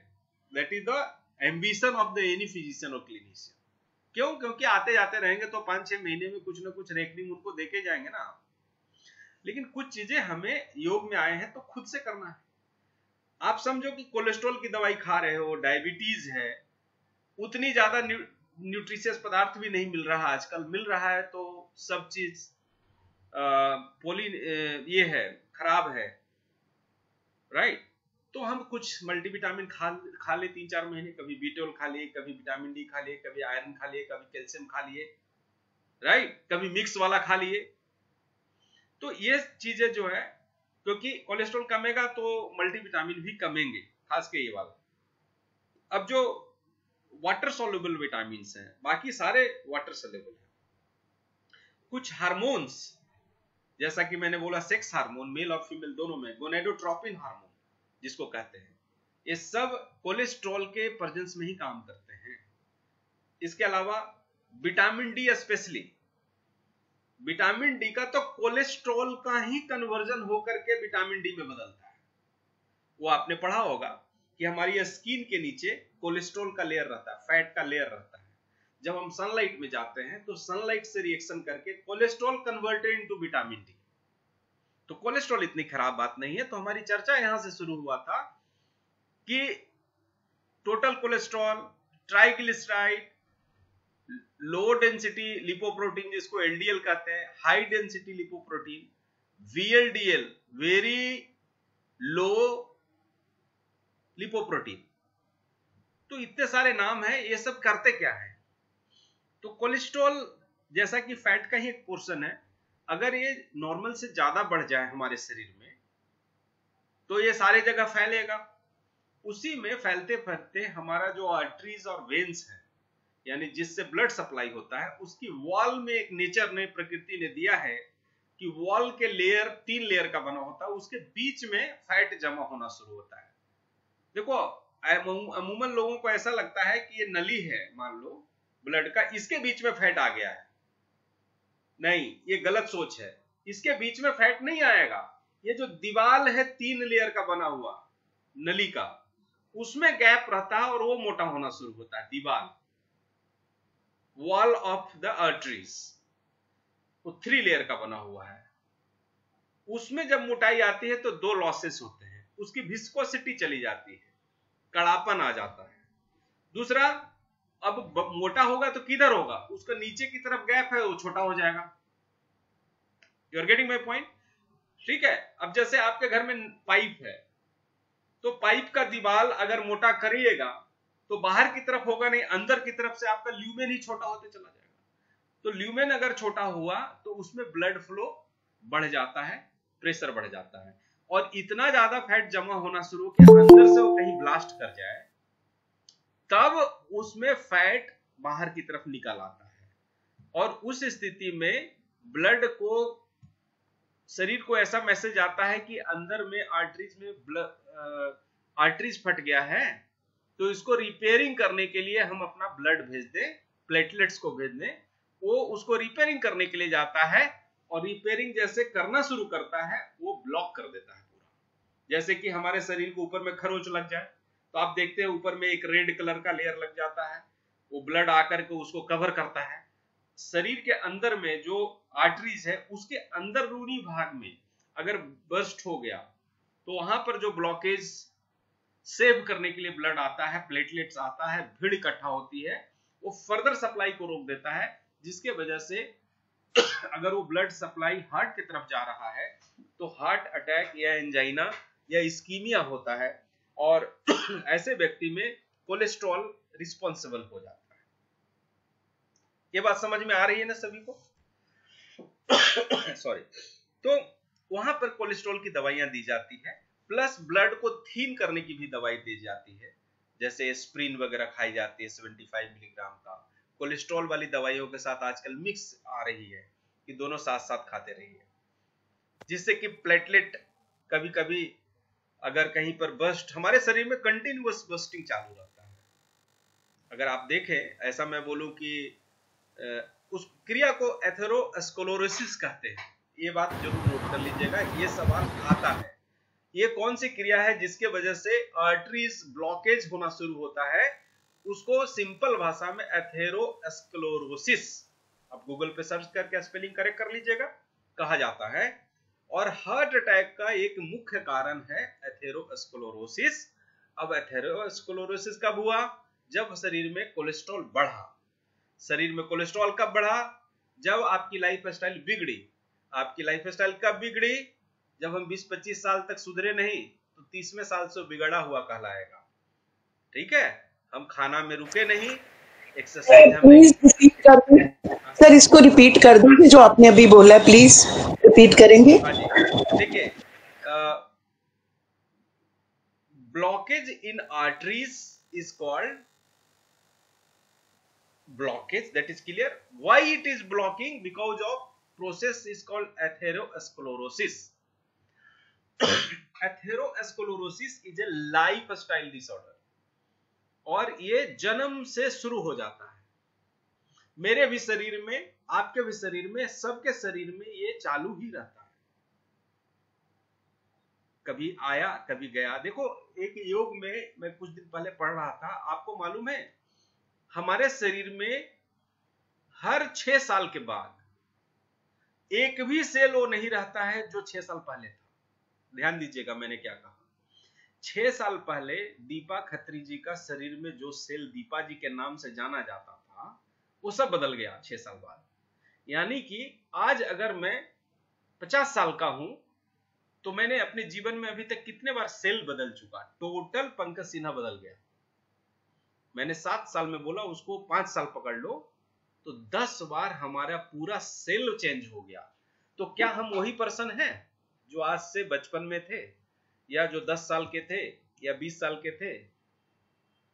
तो जब हमारा सेल ही बदल गया तो हम पर्सन भी बदल गए ना। और ये साइंस कहता है कि 7 साल बहुत हो गया। हमारे घरों में जो आपका बाथरूम है या घर है, हर महीने करीब करीब 1 पौंड के बराबर, 1 पौंड 450 ग्राम के बराबर हम अपने स्किन रिलीज कर देते हैं, अपनी बाल रिलीज कर देते हैं, अपना फेस एक मास्क उतार देता है। ये तो स्किन की बात हो गई। लेकिन पूरी की पूरी सेल, इंटेस्टाइन हो कि लंग्स हो कि हार्ट हो कि कोई भी ब्लड सेल, सब बदल जाता 7 साल में, पूरा नया। लेकिन आप बोलोगे कि नहीं सर मेरा 7 साल हुआ, बर्थडे है, पूरा का पूरा नया हूं, ऐसा नहीं है। This is on going process. कौन आगे कौन पीछे वो नहीं, बट ऐसा माना जाता है कि 7 साल में आप पूरी तरीके से नए हो जाते हो। तो नए हो जाते हो तो आप वही व्यक्ति नहीं रह जाते हो। इसीलिए एथेरोस्क्लेरोसिस जिस दिन से जन्म लिए तब से चालू है, और अब जैसे जैसे उम्र बढ़ते जा रहा है ये बदलते जाता है सिचुएशन। ऊपर से अगर लाइफ स्टाइल हमने बराबर नहीं रखा तो one of the reason of the heart attack is atherosclerosis. अब हम इससे आगे की तरफ बढ़ते हैं, जो एक अलग बीमारी है जो कि काफी डेंजरस है, हार्ट में हुआ तो हार्ट अटैक हो गया। यही वाली ब्लॉकेज कई बार ब्रेन में हो जाती है। अब ये ब्रेन में होती है तो उसे हम क्या कहते हैं? आंसर, क्योंकि brain stroke. Brain stroke, very good, brain stroke या पैरालिसिस भी कह सकते हो, लकवा मार देना। क्योंकि ब्रेन में ब्लड सप्लाई होता है तो हमारी सारी तंत्रिका तंत्र काम करती है। अगर वहां ब्लॉकेज की वजह से सेल का डैमेज हो गया तो स्ट्रोक होगा। स्ट्रोक को पैरालिसिस कहते हैं। अगर लेफ्ट साइड में स्ट्रोक हुआ है तो आपका राइट तरफ का अंग काम नहीं करेगा, राइट साइड के ब्रेन में किया है तो लेफ्ट साइड का अंग काम नहीं करेगा। तो जैसे हार्ट अटैक एकदम से ऐसा नहीं होता कि अभी अभी मेरा हार्ट दुखा और एकदम अटैक हो गया, उसके पहले कुछ सिम्टम आते हैं। उसी तरह से स्ट्रोक के भी पहले कुछ सिम्टम आते हैं। तो ये कंप्लीट करने के बाद हम रुकेंगे। अभी इसको हम ध्यान देते हैं कि ऐसी क्या क्या चीजें हैं सिम्टम, वो आपको समझने की जरूरत है। हार्ट अटैक का सिम्टम यह है कि सबसे पहले तो कभी कभी हार्ट में पेन होगा, उसको कहते हैं एंजाइना, ANGINA, एंजाइना। कभी कुछ सीढ़ियां चढ़ रहे हैं तो एकदम से हार्ट में तेज दर्द आया एकाएक, और जैसे ही आपने रेस्ट कर लिया तो ठीक हो गया। So that is called angina. Angina कब होता है? The less oxygen supply to a particular organ is called angina. Anywhere. ये कोई हार्ट की बात नहीं है, कहीं पर भी अगर ऑक्सीजन सप्लाई कम पहुंच रही है तो उसे एंजाइना कहते हैं। लेकिन स्पेसिफिकली हार्ट के केस में इसे कहते हैं एंजाइना पेक्टोरिस, क्योंकि जो मसल्स है, उस जो हार्ट का मसल है वो पेक्टोरिस मसल्स के नीचे होता है, इसलिए एंजाइना पेक्टोरिस कहते हैं, जो कि स्पेशली हार्ट के लिए है। तो ये सिम्टम है हार्ट अटैक के पहले की सिचुएशन, एंजाइना पेक्टोरिस। पेन होगा और वो पेन किसी स्टिमुलस के कारण हो सकता है। अब उसमें दो तरह के अमूमन देखे गए हैं जो अपने सिलेबस में है, स्टेबल एंजाइना और अनस्टेबल एंजाइना। स्टेबल एंजाइना और अनस्टेबल। स्टेबल एंजाइना ये है कि आप सेटल डाउन हो, मतलब आपकी हार्ट में थोड़ी बड़ी ब्लॉकेज है लेकिन स्टेबल है। जब आप ज्यादा कुछ काम कर लेते हो, कोई वजन उठा लेते हो, सीढ़ियां चढ़ जाते हो, कुछ रनिंग कर लेते हो, या कुछ सदमा लग जाए, तब आपको हार्ट अटैक आने की संभावना है। इसे स्टेबल एंजाइना कहते हैं। अनस्टेबल का कोई ठिकाना नहीं है, नॉर्मल गतिविधि में भी वह व्यक्ति को पेन होना शुरू हो जाए और हार्ट अटैक आ सकता है। ध्यान में आया? इतना दूर तक क्लियर है? उसी तरह से जो हमने ब्रेन की बात करी उसको स्ट्रोक कहते हैं। जो हार्ट अटैक हार्ट में हुआ, यही वाला शब्द के पे मत जाइएगा, मैं आपके समझाने के लिए बोल रहा हूं। जो हार्ट के अंदर में हार्ट अटैक हो उसे हार्ट अटैक कहेंगे। यही हार्ट अटैक अगर दिमाग में हुआ तो उसे स्ट्रोक कहेंगे। As simple as that. दोनों में कोई अंतर नहीं है, कारण भी एक ही जैसा है, होने का प्रोसेस भी सेम है। वहां भी ब्लॉकेज के वजह से ऑक्सीजन सप्लाई कम होता है। जब ऑक्सीजन सप्लाई कम होता है तो आपको हमने कहा एंजाइना होता है, पेन होता है। ब्रेन में क्या होगा? ब्रेन में दर्द होगा या और कुछ होगा? तो ब्रेन में दर्द की बात, हाँ जी पूजा कुछ कहना चाहते?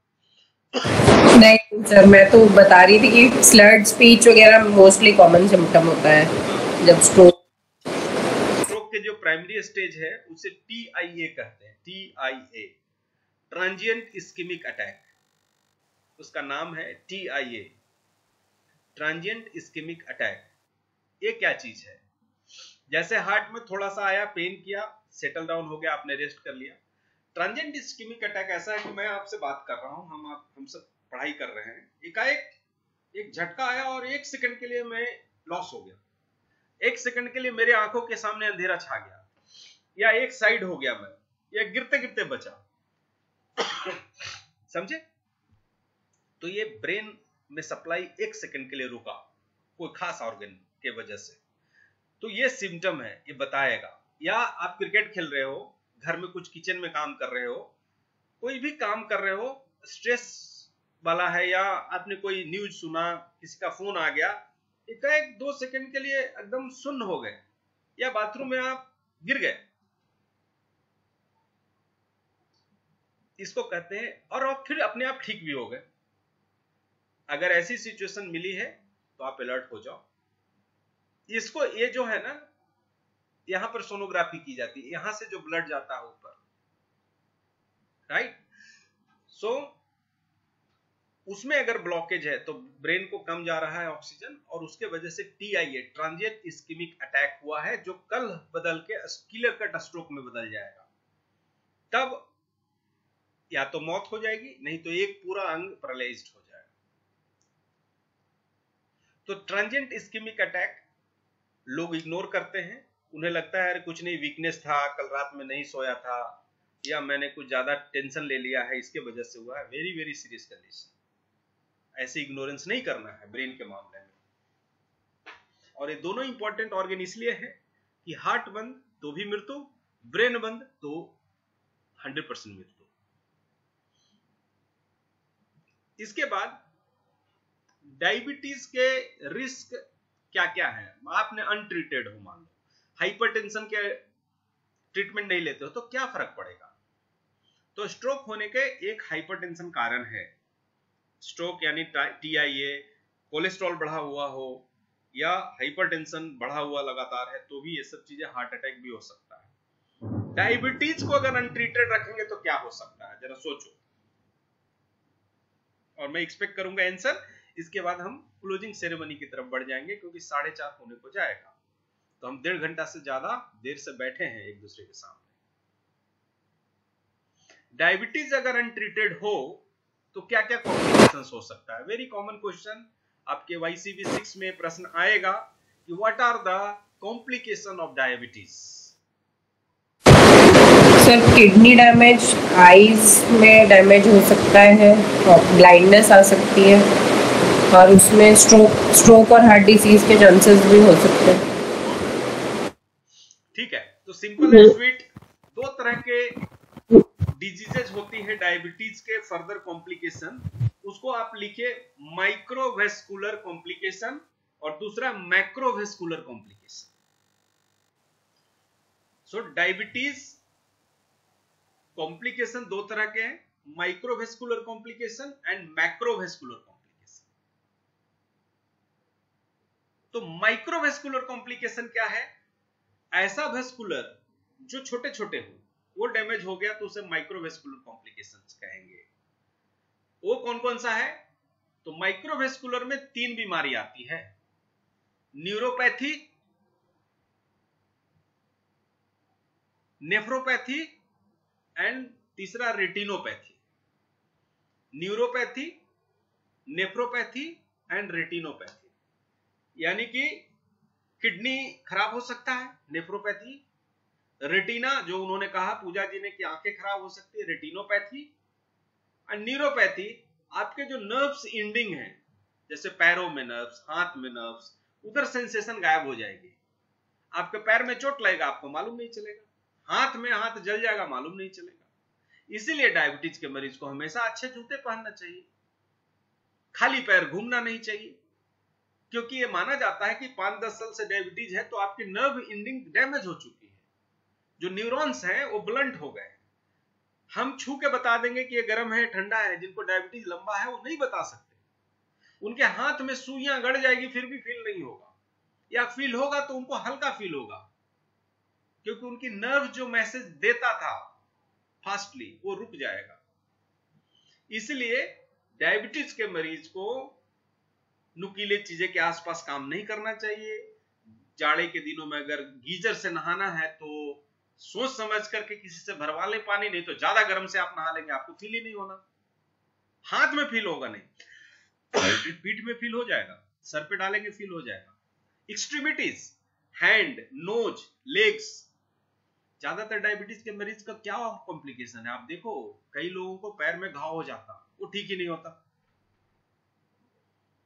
अंगुलियां कटवानी पड़ जा रही है, नाखून में चोट लग गया, बड़ा कॉमन चीज है, वो काला हुआ तो खराब ही हो गया, ऑपरेशन करना पड़ा। कारण ये है कि नर्व्स वहां पे डैमेज हो गए हैं, नर्व्स आपको मैसेज नहीं दे रहे हैं तो आप अनट्रीटमेंट ले रहे हैं, आपने बताया भी नहीं किसी को। दूसरा, ज्यादा दिन तक ऐसे रहेगा तो बैक्टीरिया इन्फेक्शन हो जाएगा। फिर बैक्टीरिया इन्फेक्शन हो गया तो एक तो आपका शुगर भी ज्यादा रहता है, तो बैक्टीरिया का वही तो फूड है शुगर, तो ज्यादा मात्रा में अट्रैक्ट करा, प्लस लोअर पार्ट में है तो जो एंटीबायोटिक दी जा रही है वो वहां तक पहुंचने में टाइम लग रहा है। तो ये सब मिला जुला करके कहानी ये बनती है कि diabetes is a very dangerous, खास के लोअर बॉडी पार्ट में। महिलाओं का जितना भी यूरिनरी इन्फेक्शन आप देखो डायबिटीज के मरीज में ज्यादा है, क्योंकि यूरिन निकलता है तो अशुद्ध पदार्थ ही है ना, वायरस बैक्टीरिया सब निकलना है, और कुछ न कुछ यूरिन रह जाता है। वो यूरिन रह गया यानी कि इन्फेक्शन रह गया। तो वेजाइना में अक्सर इन्फेक्शन महिलाओं में डायबिटीज वाले में ज्यादा होता है। फंगस लग जाना, मेल में भी ये चीजें, फीमेल में भी है। आपने अच्छे से पैर हाथ नहीं धोए, जाड़ा का दिन है, अच्छे से पैर सुखा के सोए नहीं, तो अंगुलियों के बीच में इंफेक्शन हो जाएगा। तो ये सब चीज ध्यान देना डायबिटीज वाले मरीज। तो हमने माइक्रोवेस्कुलर को समझा। माइक्रोवेस्कुलर जो छोटे छोटे वेसल्स हैं, जिसे हम कहते हैं न्यूरोपैथी, रेटिनोपैथी और नेफ्रोपैथी। रेटिनोपैथी रेटिना को डैमेज करेगा, आंख खराब हो जाएगा। न्यूरोपैथी नर्व सिंडिंग को खराब करेगा, और नेफ्रोपैथी किडनी को भी खराब करेगा, जो कि बहुत ही डेंजरस सिचुएशन है। अब बात आते हैं मैक्रोवेस्कुलर कॉम्प्लिकेशन क्या चीज है। तो यहां पर मैक्रो बड़े बड़े, जैसे कोरोनरी आर्टरी, हार्ट अटैक, बड़ा वाला वेसल है ना कोरोनरी, इसलिए मैक्रोवेस्कुलर। तो heart attack is another risk factor. दूसरा, स्ट्रोक, कैरोटिड आर्टरी से होगा प्रॉब्लम, तो इसलिए बड़ा वाला में प्रॉब्लम होगा तो स्ट्रोक बैठेगा। तो हार्ट अटैक, स्ट्रोक एंड एक पीवीडी। पीवीडी क्या होता है? Peripheral vascular disease. Peripheral vascular disease, ये दोनों को, हार्ट और दिमाग को छोड़ करके ये सारे शरीर में खून दौड़ रहा है वेस्कुलर से, तो किधर भी ब्लॉकेज करेगा।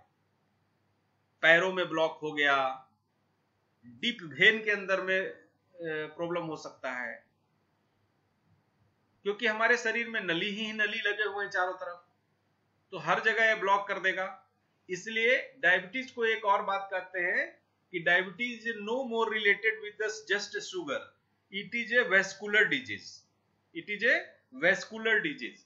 ये हमारे शरीर के जो जाल है, तंत्र है, उसी को डैमेज कर देता है, और उसको डैमेज कर दिया तो समझो कि पाइपलाइन ही बिगाड़ दिया है, कैपिलरीज, वेन्स, आर्टरीज। तो पीवीडी मैक्रोवेस्कुलर कॉम्प्लिकेशंस है, और उसमें होता क्या है कि हम देखते हैं कि मैक्रोवेस्कुलर कॉम्प्लिकेशंस में बहुत सारी प्रॉब्लम होती है लोगों को। कई बार पैर में स्टेंट डलवाने पड़ते, जैसे हार्ट में स्टेंट देख सुना है ना आपने, पैरों में भी स्टेंट पड़ते हैं। किडनी में स्टेंट पड़ते हुए सुना है कभी? जो किडनी को आर्टरी सप्लाई करता है ना ब्लड, उधर ब्लॉकेज हो गया तो उसको तो क्लियर करना पड़ेगा, स्टेंट वहां भी पड़ते हैं।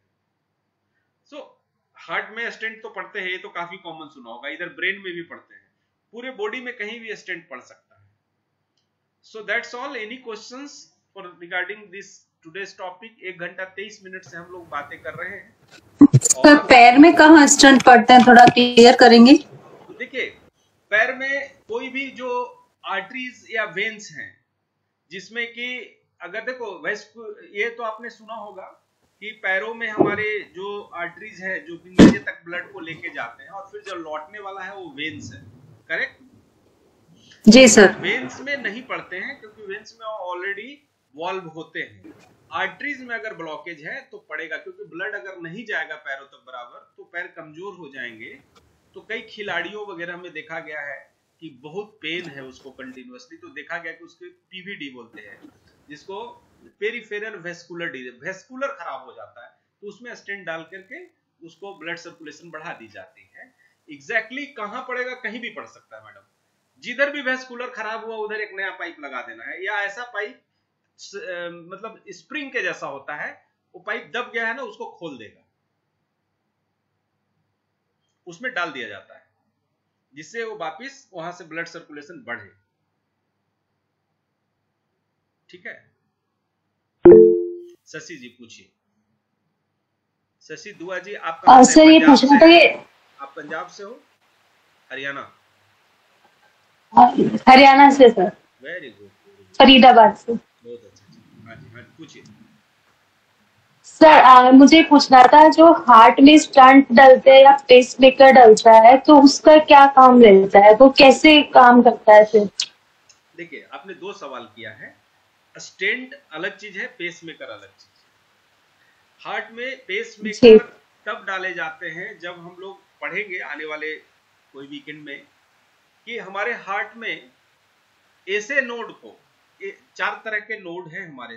2 नोड तो आप जानते होंगे, एसे नोड और एवी नोड। एसे नोड को नेचुरल पेस मेकर कहा जाता है। एसे नोड को नोट कर सकती है, एस ए नोड हार्ट में होता है, हमारे माता पिता के द्वारा गिफ्ट में मिलता है।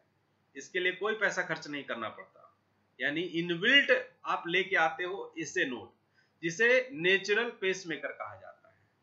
वो हार्ट जिस दिन धड़कता है पहली बार, तो एसे नोड से करंट निकलता है जो एवी नोड को जाता है। AV node bundle of His को देता है, bundle of His Purkinje fibre को देता है, और फिर पूरा का पूरा कॉन्ट्रैक्शन रिलैक्सेशन चालू हो जाता है हार्ट।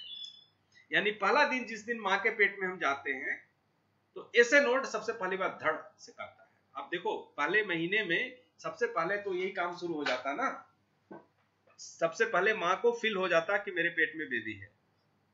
कितने दिनों में मालूम चलता? सबसे पहली बार 6 सप्ताह में मालूम चल जाएगा। 4 1 महीना, और दूसरा मतलब 1 महीना कंप्लीट होते धड़कना शुरू हो जाता। तो एसे नोड तो बन चुका है, उसको नेचुरल पेसमेकर कहा जाता है। अगर इसमें कुछ करंट के डिस्ट्रीब्यूशन में कमी आ जाती है या खराबी आ जाती है, तो एक आर्टिफिशियल पेसमेकर बाजार में मिलती है, जो कि कंपनियां बनाती हैं। मेडिट्रॉनिक्स और ऐसे कई कंपनियां हैं जो बनाती है, वह प्लांट कर दिया जाता है। इससे नोड को एक एक्स्ट्रा करंट दिया जाता है। हमारी हार्ट में एक वोल्ट होती है, करंट होती है, वो शरीर में चलते रहती है हमेशा। ठीक है, ये बात हो गई आपका पेसमेकर का। अब आपका दूसरा सवाल था कि स्टेंट कब लगाया जाता है। देखो, स्टेंट लगाया जाता है कोरोनरी आर्टरी में, ये ध्यान रखना चाहिए। यह हार्ट में नहीं लगाया जाता स्टेंट। हमारी जो सप्लाई चेन है, जो हार्ट को ब्लड सप्लाई करता है, उस आर्टरी का नाम है कोरोनरी आर्टरी। जैसे कि किडनी को सप्लाई करने वाला ब्लड को रीनल आर्टरी कहते हैं, लीवर को ब्लड सप्लाई करने वाले को हेपेटिक आर्टरी कहते हैं, लंग्स को सप्लाई करने वाले को पल्मोनरी आर्टरी कहते हैं। उसी तरह से हार्ट को जो ब्लड सप्लाई करता है आर्टरी, उसे हम कोरोनरी आर्टरी कहते हैं। तो हार्ट अपने आप में बहुत ही इंपॉर्टेंट ऑर्गन है। ये जो कोरोनरी आर्टरीज में कहीं कुछ ब्लॉकेज हो गया, तो हार्ट को ब्लड नहीं जाएगा। हार्ट को अगर ब्लड नहीं जाएगा, तो हार्ट को ऑक्सीजन नहीं मिलेगा। हार्ट को ऑक्सीजन नहीं मिलेगा तो हार्ट चिल्लाएगा। चिल्लाएगा यानी कि एंजाइना करेगा। एंजाइना करेगा यानी कि वो आपको पेन कराएगा, फील कराएगा, यार something wrong, you do something. तो आप थोड़ा सा क्या करेंगे, डॉक्टर के पास जाएंगे, या रेस्ट कर लेंगे, या कुछ ऐसी दवाई खाएंगे जो वो आर्टरीज को, ब्लॉकेज को या तो फैला दे या थोड़ा रिलैक्स कर दे। तो उसके काफी सारे प्रोसेस हैं। अब इस सब चीजों के बाद एक सिचुएशन आ गई कि अब ये सब के बाद भी काम हो नहीं रहा है। पूरा का पूरा आर्टरीज का एसेंडिंग कॉलम, उसमें कई चीजें होती हैं मैडम, ट्रांसवर्स सेक्शन, ऐसे एक पूरा एरिया ब्लॉक हो गया है। हार्ट में एक खासियत है कि जो कोरोनरी आर्टरी है, अपने आप नया एरिया चुन लेता है। इधर का बंद हुआ तो उधर से चालू हो जाएगा, उधर का बंद हुआ तो उधर से चालू हुआ। लेकिन इसका भी एक लिमिटेशन है। तो डॉक्टर क्या कहता है कि एंजियोग्राफी एक प्रोसेस है जिसमें ग्राफिटिकल वो देख लेते हैं कैथेटर के द्वारा कि आपकी हार्ट में कोई डाई या कोई कलर डालने के बाद ये वाला एरिया के ब्लड सप्लाई में वो नहीं जा रहा है, बाकी चारों तरफ जाता हुआ दिखाई दे रहा है।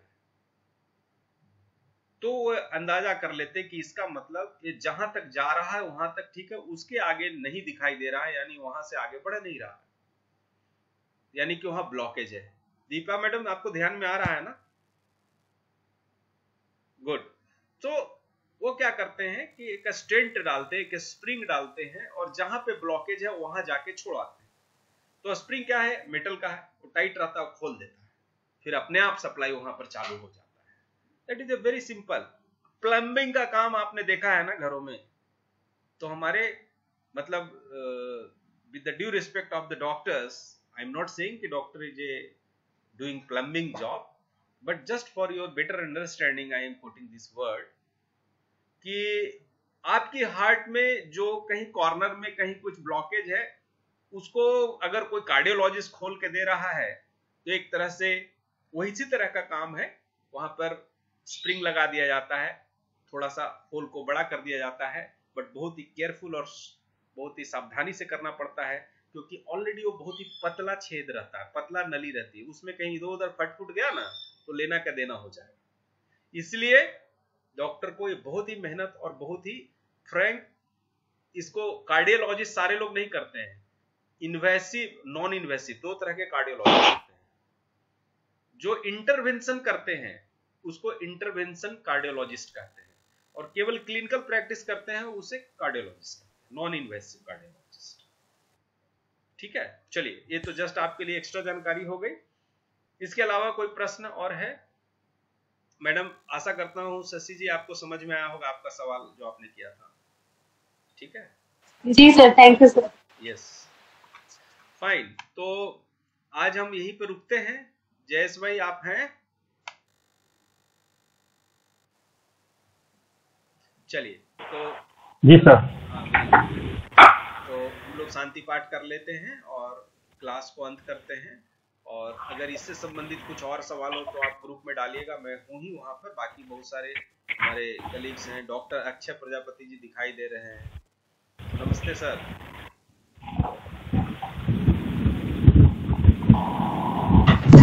हरिओम सर। कैसे हैं?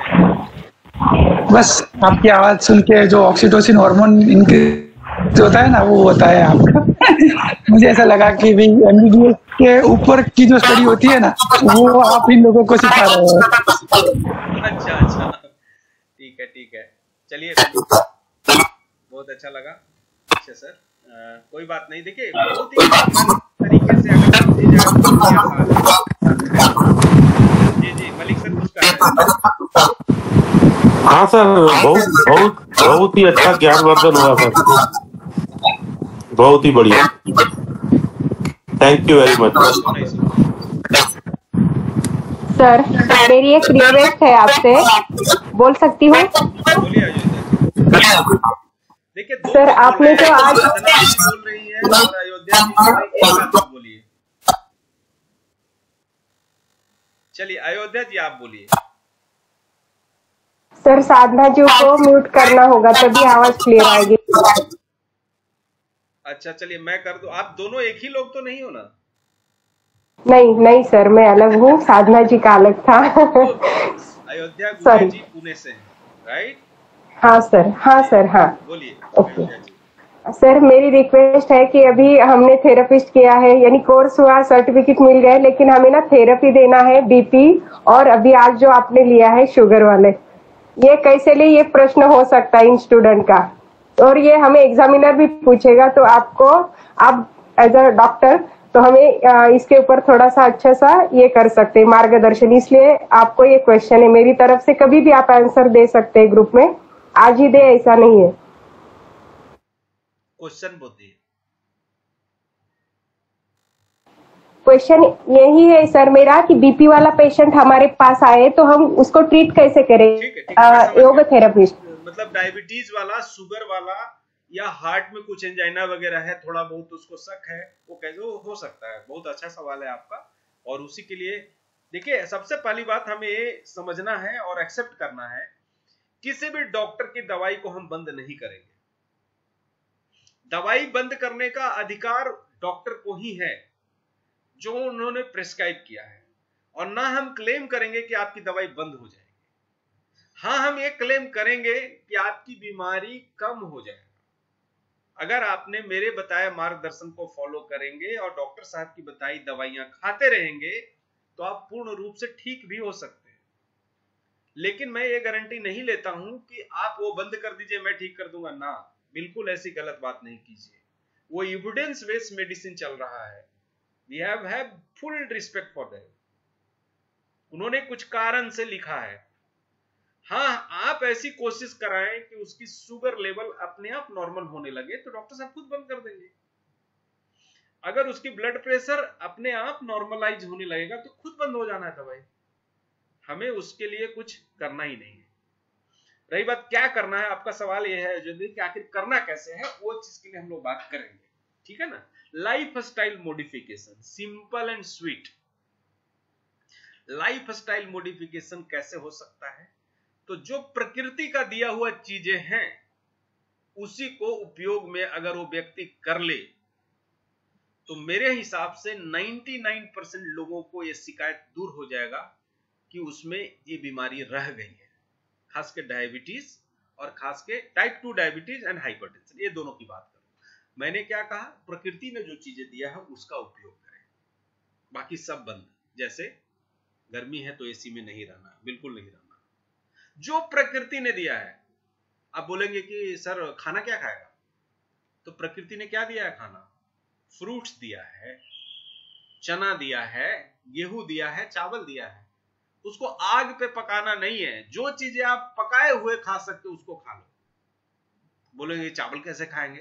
भाई किसने खाने को बोला है? और भी चीजें है ना, खाओ ना। आप देखेंगे अयोध्या जी कि जो प्रकृति ने अपने सनलाइट में पकाया है, वो ड्राई फ्रूट हो सकता है, सन में पका है, वो पेड़ में पका हुआ फल हो सकता है, ककड़ी हो सकता है, खीरा हो सकता है, चना हो सकता है, क्योंकि चना को आप कच्चा फुला के खा सकते हैं, सेंगदाना हो सकता है लेकिन दूधी आप जूस बना के खा सकते हो, उसको आग में नहीं डालना है, ध्यान रहे। जैसे ही आपने आग में डाला, पकाया, वो डीनेचर हो गया, उसकी प्रोटीन कार्बोहाइड्रेट बदल गई, उसका नेचर बदल गया, तो आपने प्रकृति से विरुद्ध काम किया। कोई अगर ऐसा व्यक्ति 3 महीना आपको देता है तो मैं लिख के दे सकता हूं, वो बराबर ठीक हो जाएगा, दुनिया की कोई बीमारी नहीं रहेगी। उसको एसी बंद हो जाएगा, नेचर के साथ रहना है, प्रकृति के साथ, उसको वॉकिंग को जाना है, सनलाइट में जाना है, पेड़ पौधों के साथ जाना है, जानवरों के साथ रहना है। कोई कर सकता है, अगर गारंटी ले तो उसकी बीमारी दूर होने वाली है। अगर वो कहेगा कि हम बर्गर खाएंगे, सिर्फ पिज्जा खाएंगे, कोल्ड ड्रिंक पियेंगे, थोड़ा अल्कोहल भी 1-2 पैक लेंगे रोज, और सर मस्त सोएंगे सुबह 8 बजे तक, कौन उठता है, एसी चलाना है, तो भाई साहब these all are the lifestyle dangerous situation में आ गया है। आपको सुबह चाय या सिगरेट पिए बिना लैट्रिन होता ही नहीं है, ठीक है। जैसे ही 2 घूंट चाय पिए, 1 फूंक सिगरेट मारे कि बाथरूम में एकदम फ्रेश। बाथरूम हो भी गया और चाय नहीं पिया और सिगरेट नहीं पिया तो मन में भ्रम रहता है कि हमारा क्लियर नहीं हुआ है, आइदर ऑफ द थिंग्स। अब देखो, हम अपने आप को ही देखें ना, दूसरे को छोड़ो। हमने क्या कर लिया? रात में ज्यादा देर तक जग गए, सुबह उठे तो हम मन में बैठा लेते कि आज सुबह मेरा फ्रेश नहीं होना, आप लोग नहा लो, मैं बाद में जाऊंगा, बोलते हैं कि नहीं? ये सब कॉमन है। लेकिन मैंने देखा है प्रकृति के पास लौट आओ, सारा चीज ठीक होता है। और हम वही नेचुरोपैथी कराते हैं, हम वही योग कराते हैं। प्रकृति के पास आ जाओ मतलब क्या कहते हैं? नेचर के पास आ जाओ, वापिस सब बीमारी दूर होती है। फिर भी नेचर एक्सेप्ट नहीं करेगा तो प्रकृति की मौत है, अप्राकृतिक तो नहीं है। जो आज 90% अप्राकृतिक मौत हो रही है। पैदल चलेंगे नहीं, एक छोटा सा मार्केट जाना है तो स्कूटी ले लिए, फुर निकलते हैं। पैदल चलो भाई। देखिए अयोध्या जी सीगढ़ रोड में रहते हैं, मेरे को मालूम है ना? नहीं सर, आपको आना है, मैं एड्रेस बराबर दे दूंगी, करवे नगर में रहती हूँ मैं। अरे आपने सीगढ़ में मैं रहती हूँ सर। सीगढ़ रोड बोला था। अच्छा, सुनीता जी बताई थी क्या? ओह चलिए, मैं कंफ्यूज हो गया था। राइट। बढ़िया, तो चलिए शांति पाठ कर लेते हैं। दीपा जी आपसे शांति पाठ कराते हैं, आपकी आवाजें बहुत दिनों से नहीं सुनी। थैंक यू सर, आपने गाइड किया मुझे। Sir, thank you so much. Thank you so much.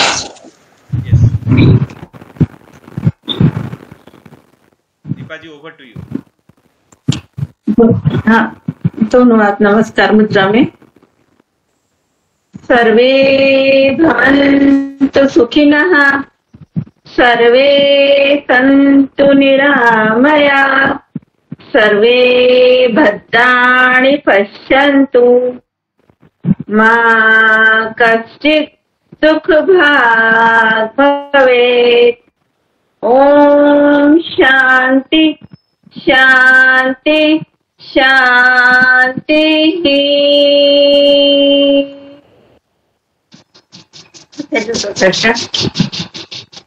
चेहरे पे ही तक जो हमने पढ़ा है वो हमारे थैंक यू सो मच याद रखें। तो नेचुरोपैथी के बारे में एक लाइन मैं भी बोलना चाहूंगी। मैं बोल रही ये 3 महीने तो बहुत बड़ी बात होती है। अगर 1.25 महीना भी किया जाए ना तो मतलब बीमारी से विरक्ति हो जाती है। बिल्कुल दीपा जी, मैं आपको एक एग्जांपल देता हूं, और प्रीति मैडम और बाकी जितने भी कलीग शशि जी सुन रही हैं सामने से वीडियो ऑन करके, thank you very much. Special thanks to those who has open their video and इतने प्रभावशाली फेस हमें देखने को मौका मिला, एंड बाकी लोगों ने नहीं दिखाया अपना फेस, तो उनको भी धन्यवाद है। मैं आशा करता हूं कि अगली बार वो जरूर हमें अपनी एनर्जी देंगे, है ना। फेस दिखाने का मतलब क्या होता है कि you are giving light, you are giving your power to someone else who is sitting on opposite side, right.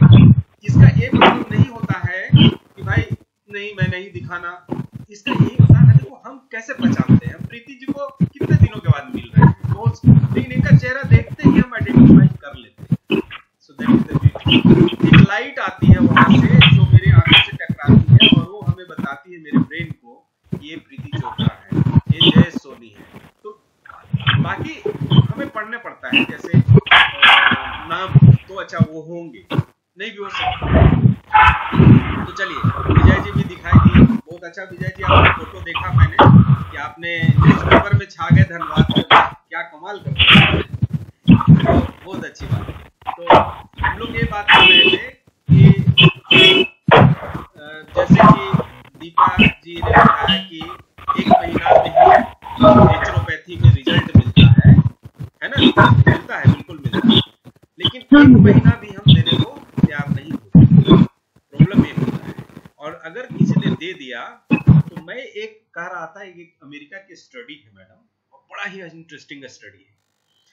जो व्यक्ति को जेल में डाल दिया गया उसकी लॉन्गेविटी ज्यादा पाई गई, और जो व्यक्ति जेल में नहीं था वो जल्दी मरे। जेल में जो कैद रहा व्यक्ति, उसको average life span 90 years 80 years रहा, और जेल से जितने लोग बाहर थे नॉर्मल जीवन जी रहे थे, कोई 70 में मरा, एवरेज 70 मिला। यूएसए का रिपोर्ट है। इससे क्या साबित हुआ? जेल में गया तो रिस्ट्रिक्ट हो गया ना, उसको जेल का बना हुआ मेनू, सादा सुदा खाना मिलेगा, सिगरेट, अल्कोहल, गुटखा, पान पराग, मोबाइल, टेंशन, टीवी, दूरदर्शन सब बंद। यानी किसके बीच आ गया? नेचर के बीच। और लैट्रिन, बाथरूम, सोने का टाइम, उठने का टाइम, खाना पीना सब, डॉक्टर चेकअप, थोड़ा काम भी करवाया गया उसको।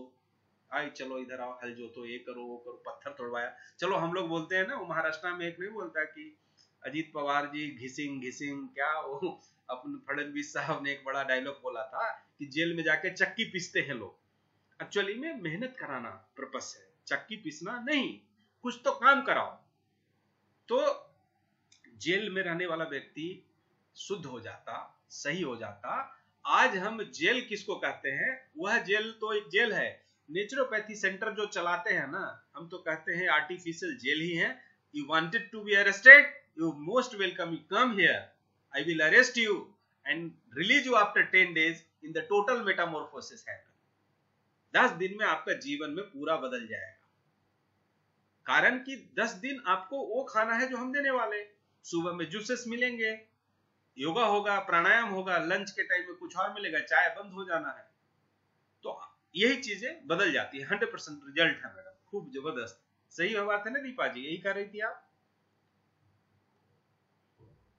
जी सर, यही मतलब अगर सही से करें ना तो एक सीटिंग में भी जैसे पूरी सफाई करें, उसमें वहां पे सही है, सफाई हो जाए, शरीर की लुब्रिकेशन हो जाए और ये अच्छे खाद्य जो नेचर ने दिया वो हो जाए तो बहुत जल्दी रिजल्ट है, मतलब बहुत अच्छे रिजल्ट है। पर अपने को सबको इसी और मोड़ना है, कोशिश करनी है। Right, so thank you very much everyone for connecting, so nice of you. फिर से मिलते हैं कल, याद रखिएगा 3:30 बजे जिनके पास समय हो जरूर जुड़िए। डॉक्टर साहब आ रहे हैं, doctor K M Gangwal. Thank you sir.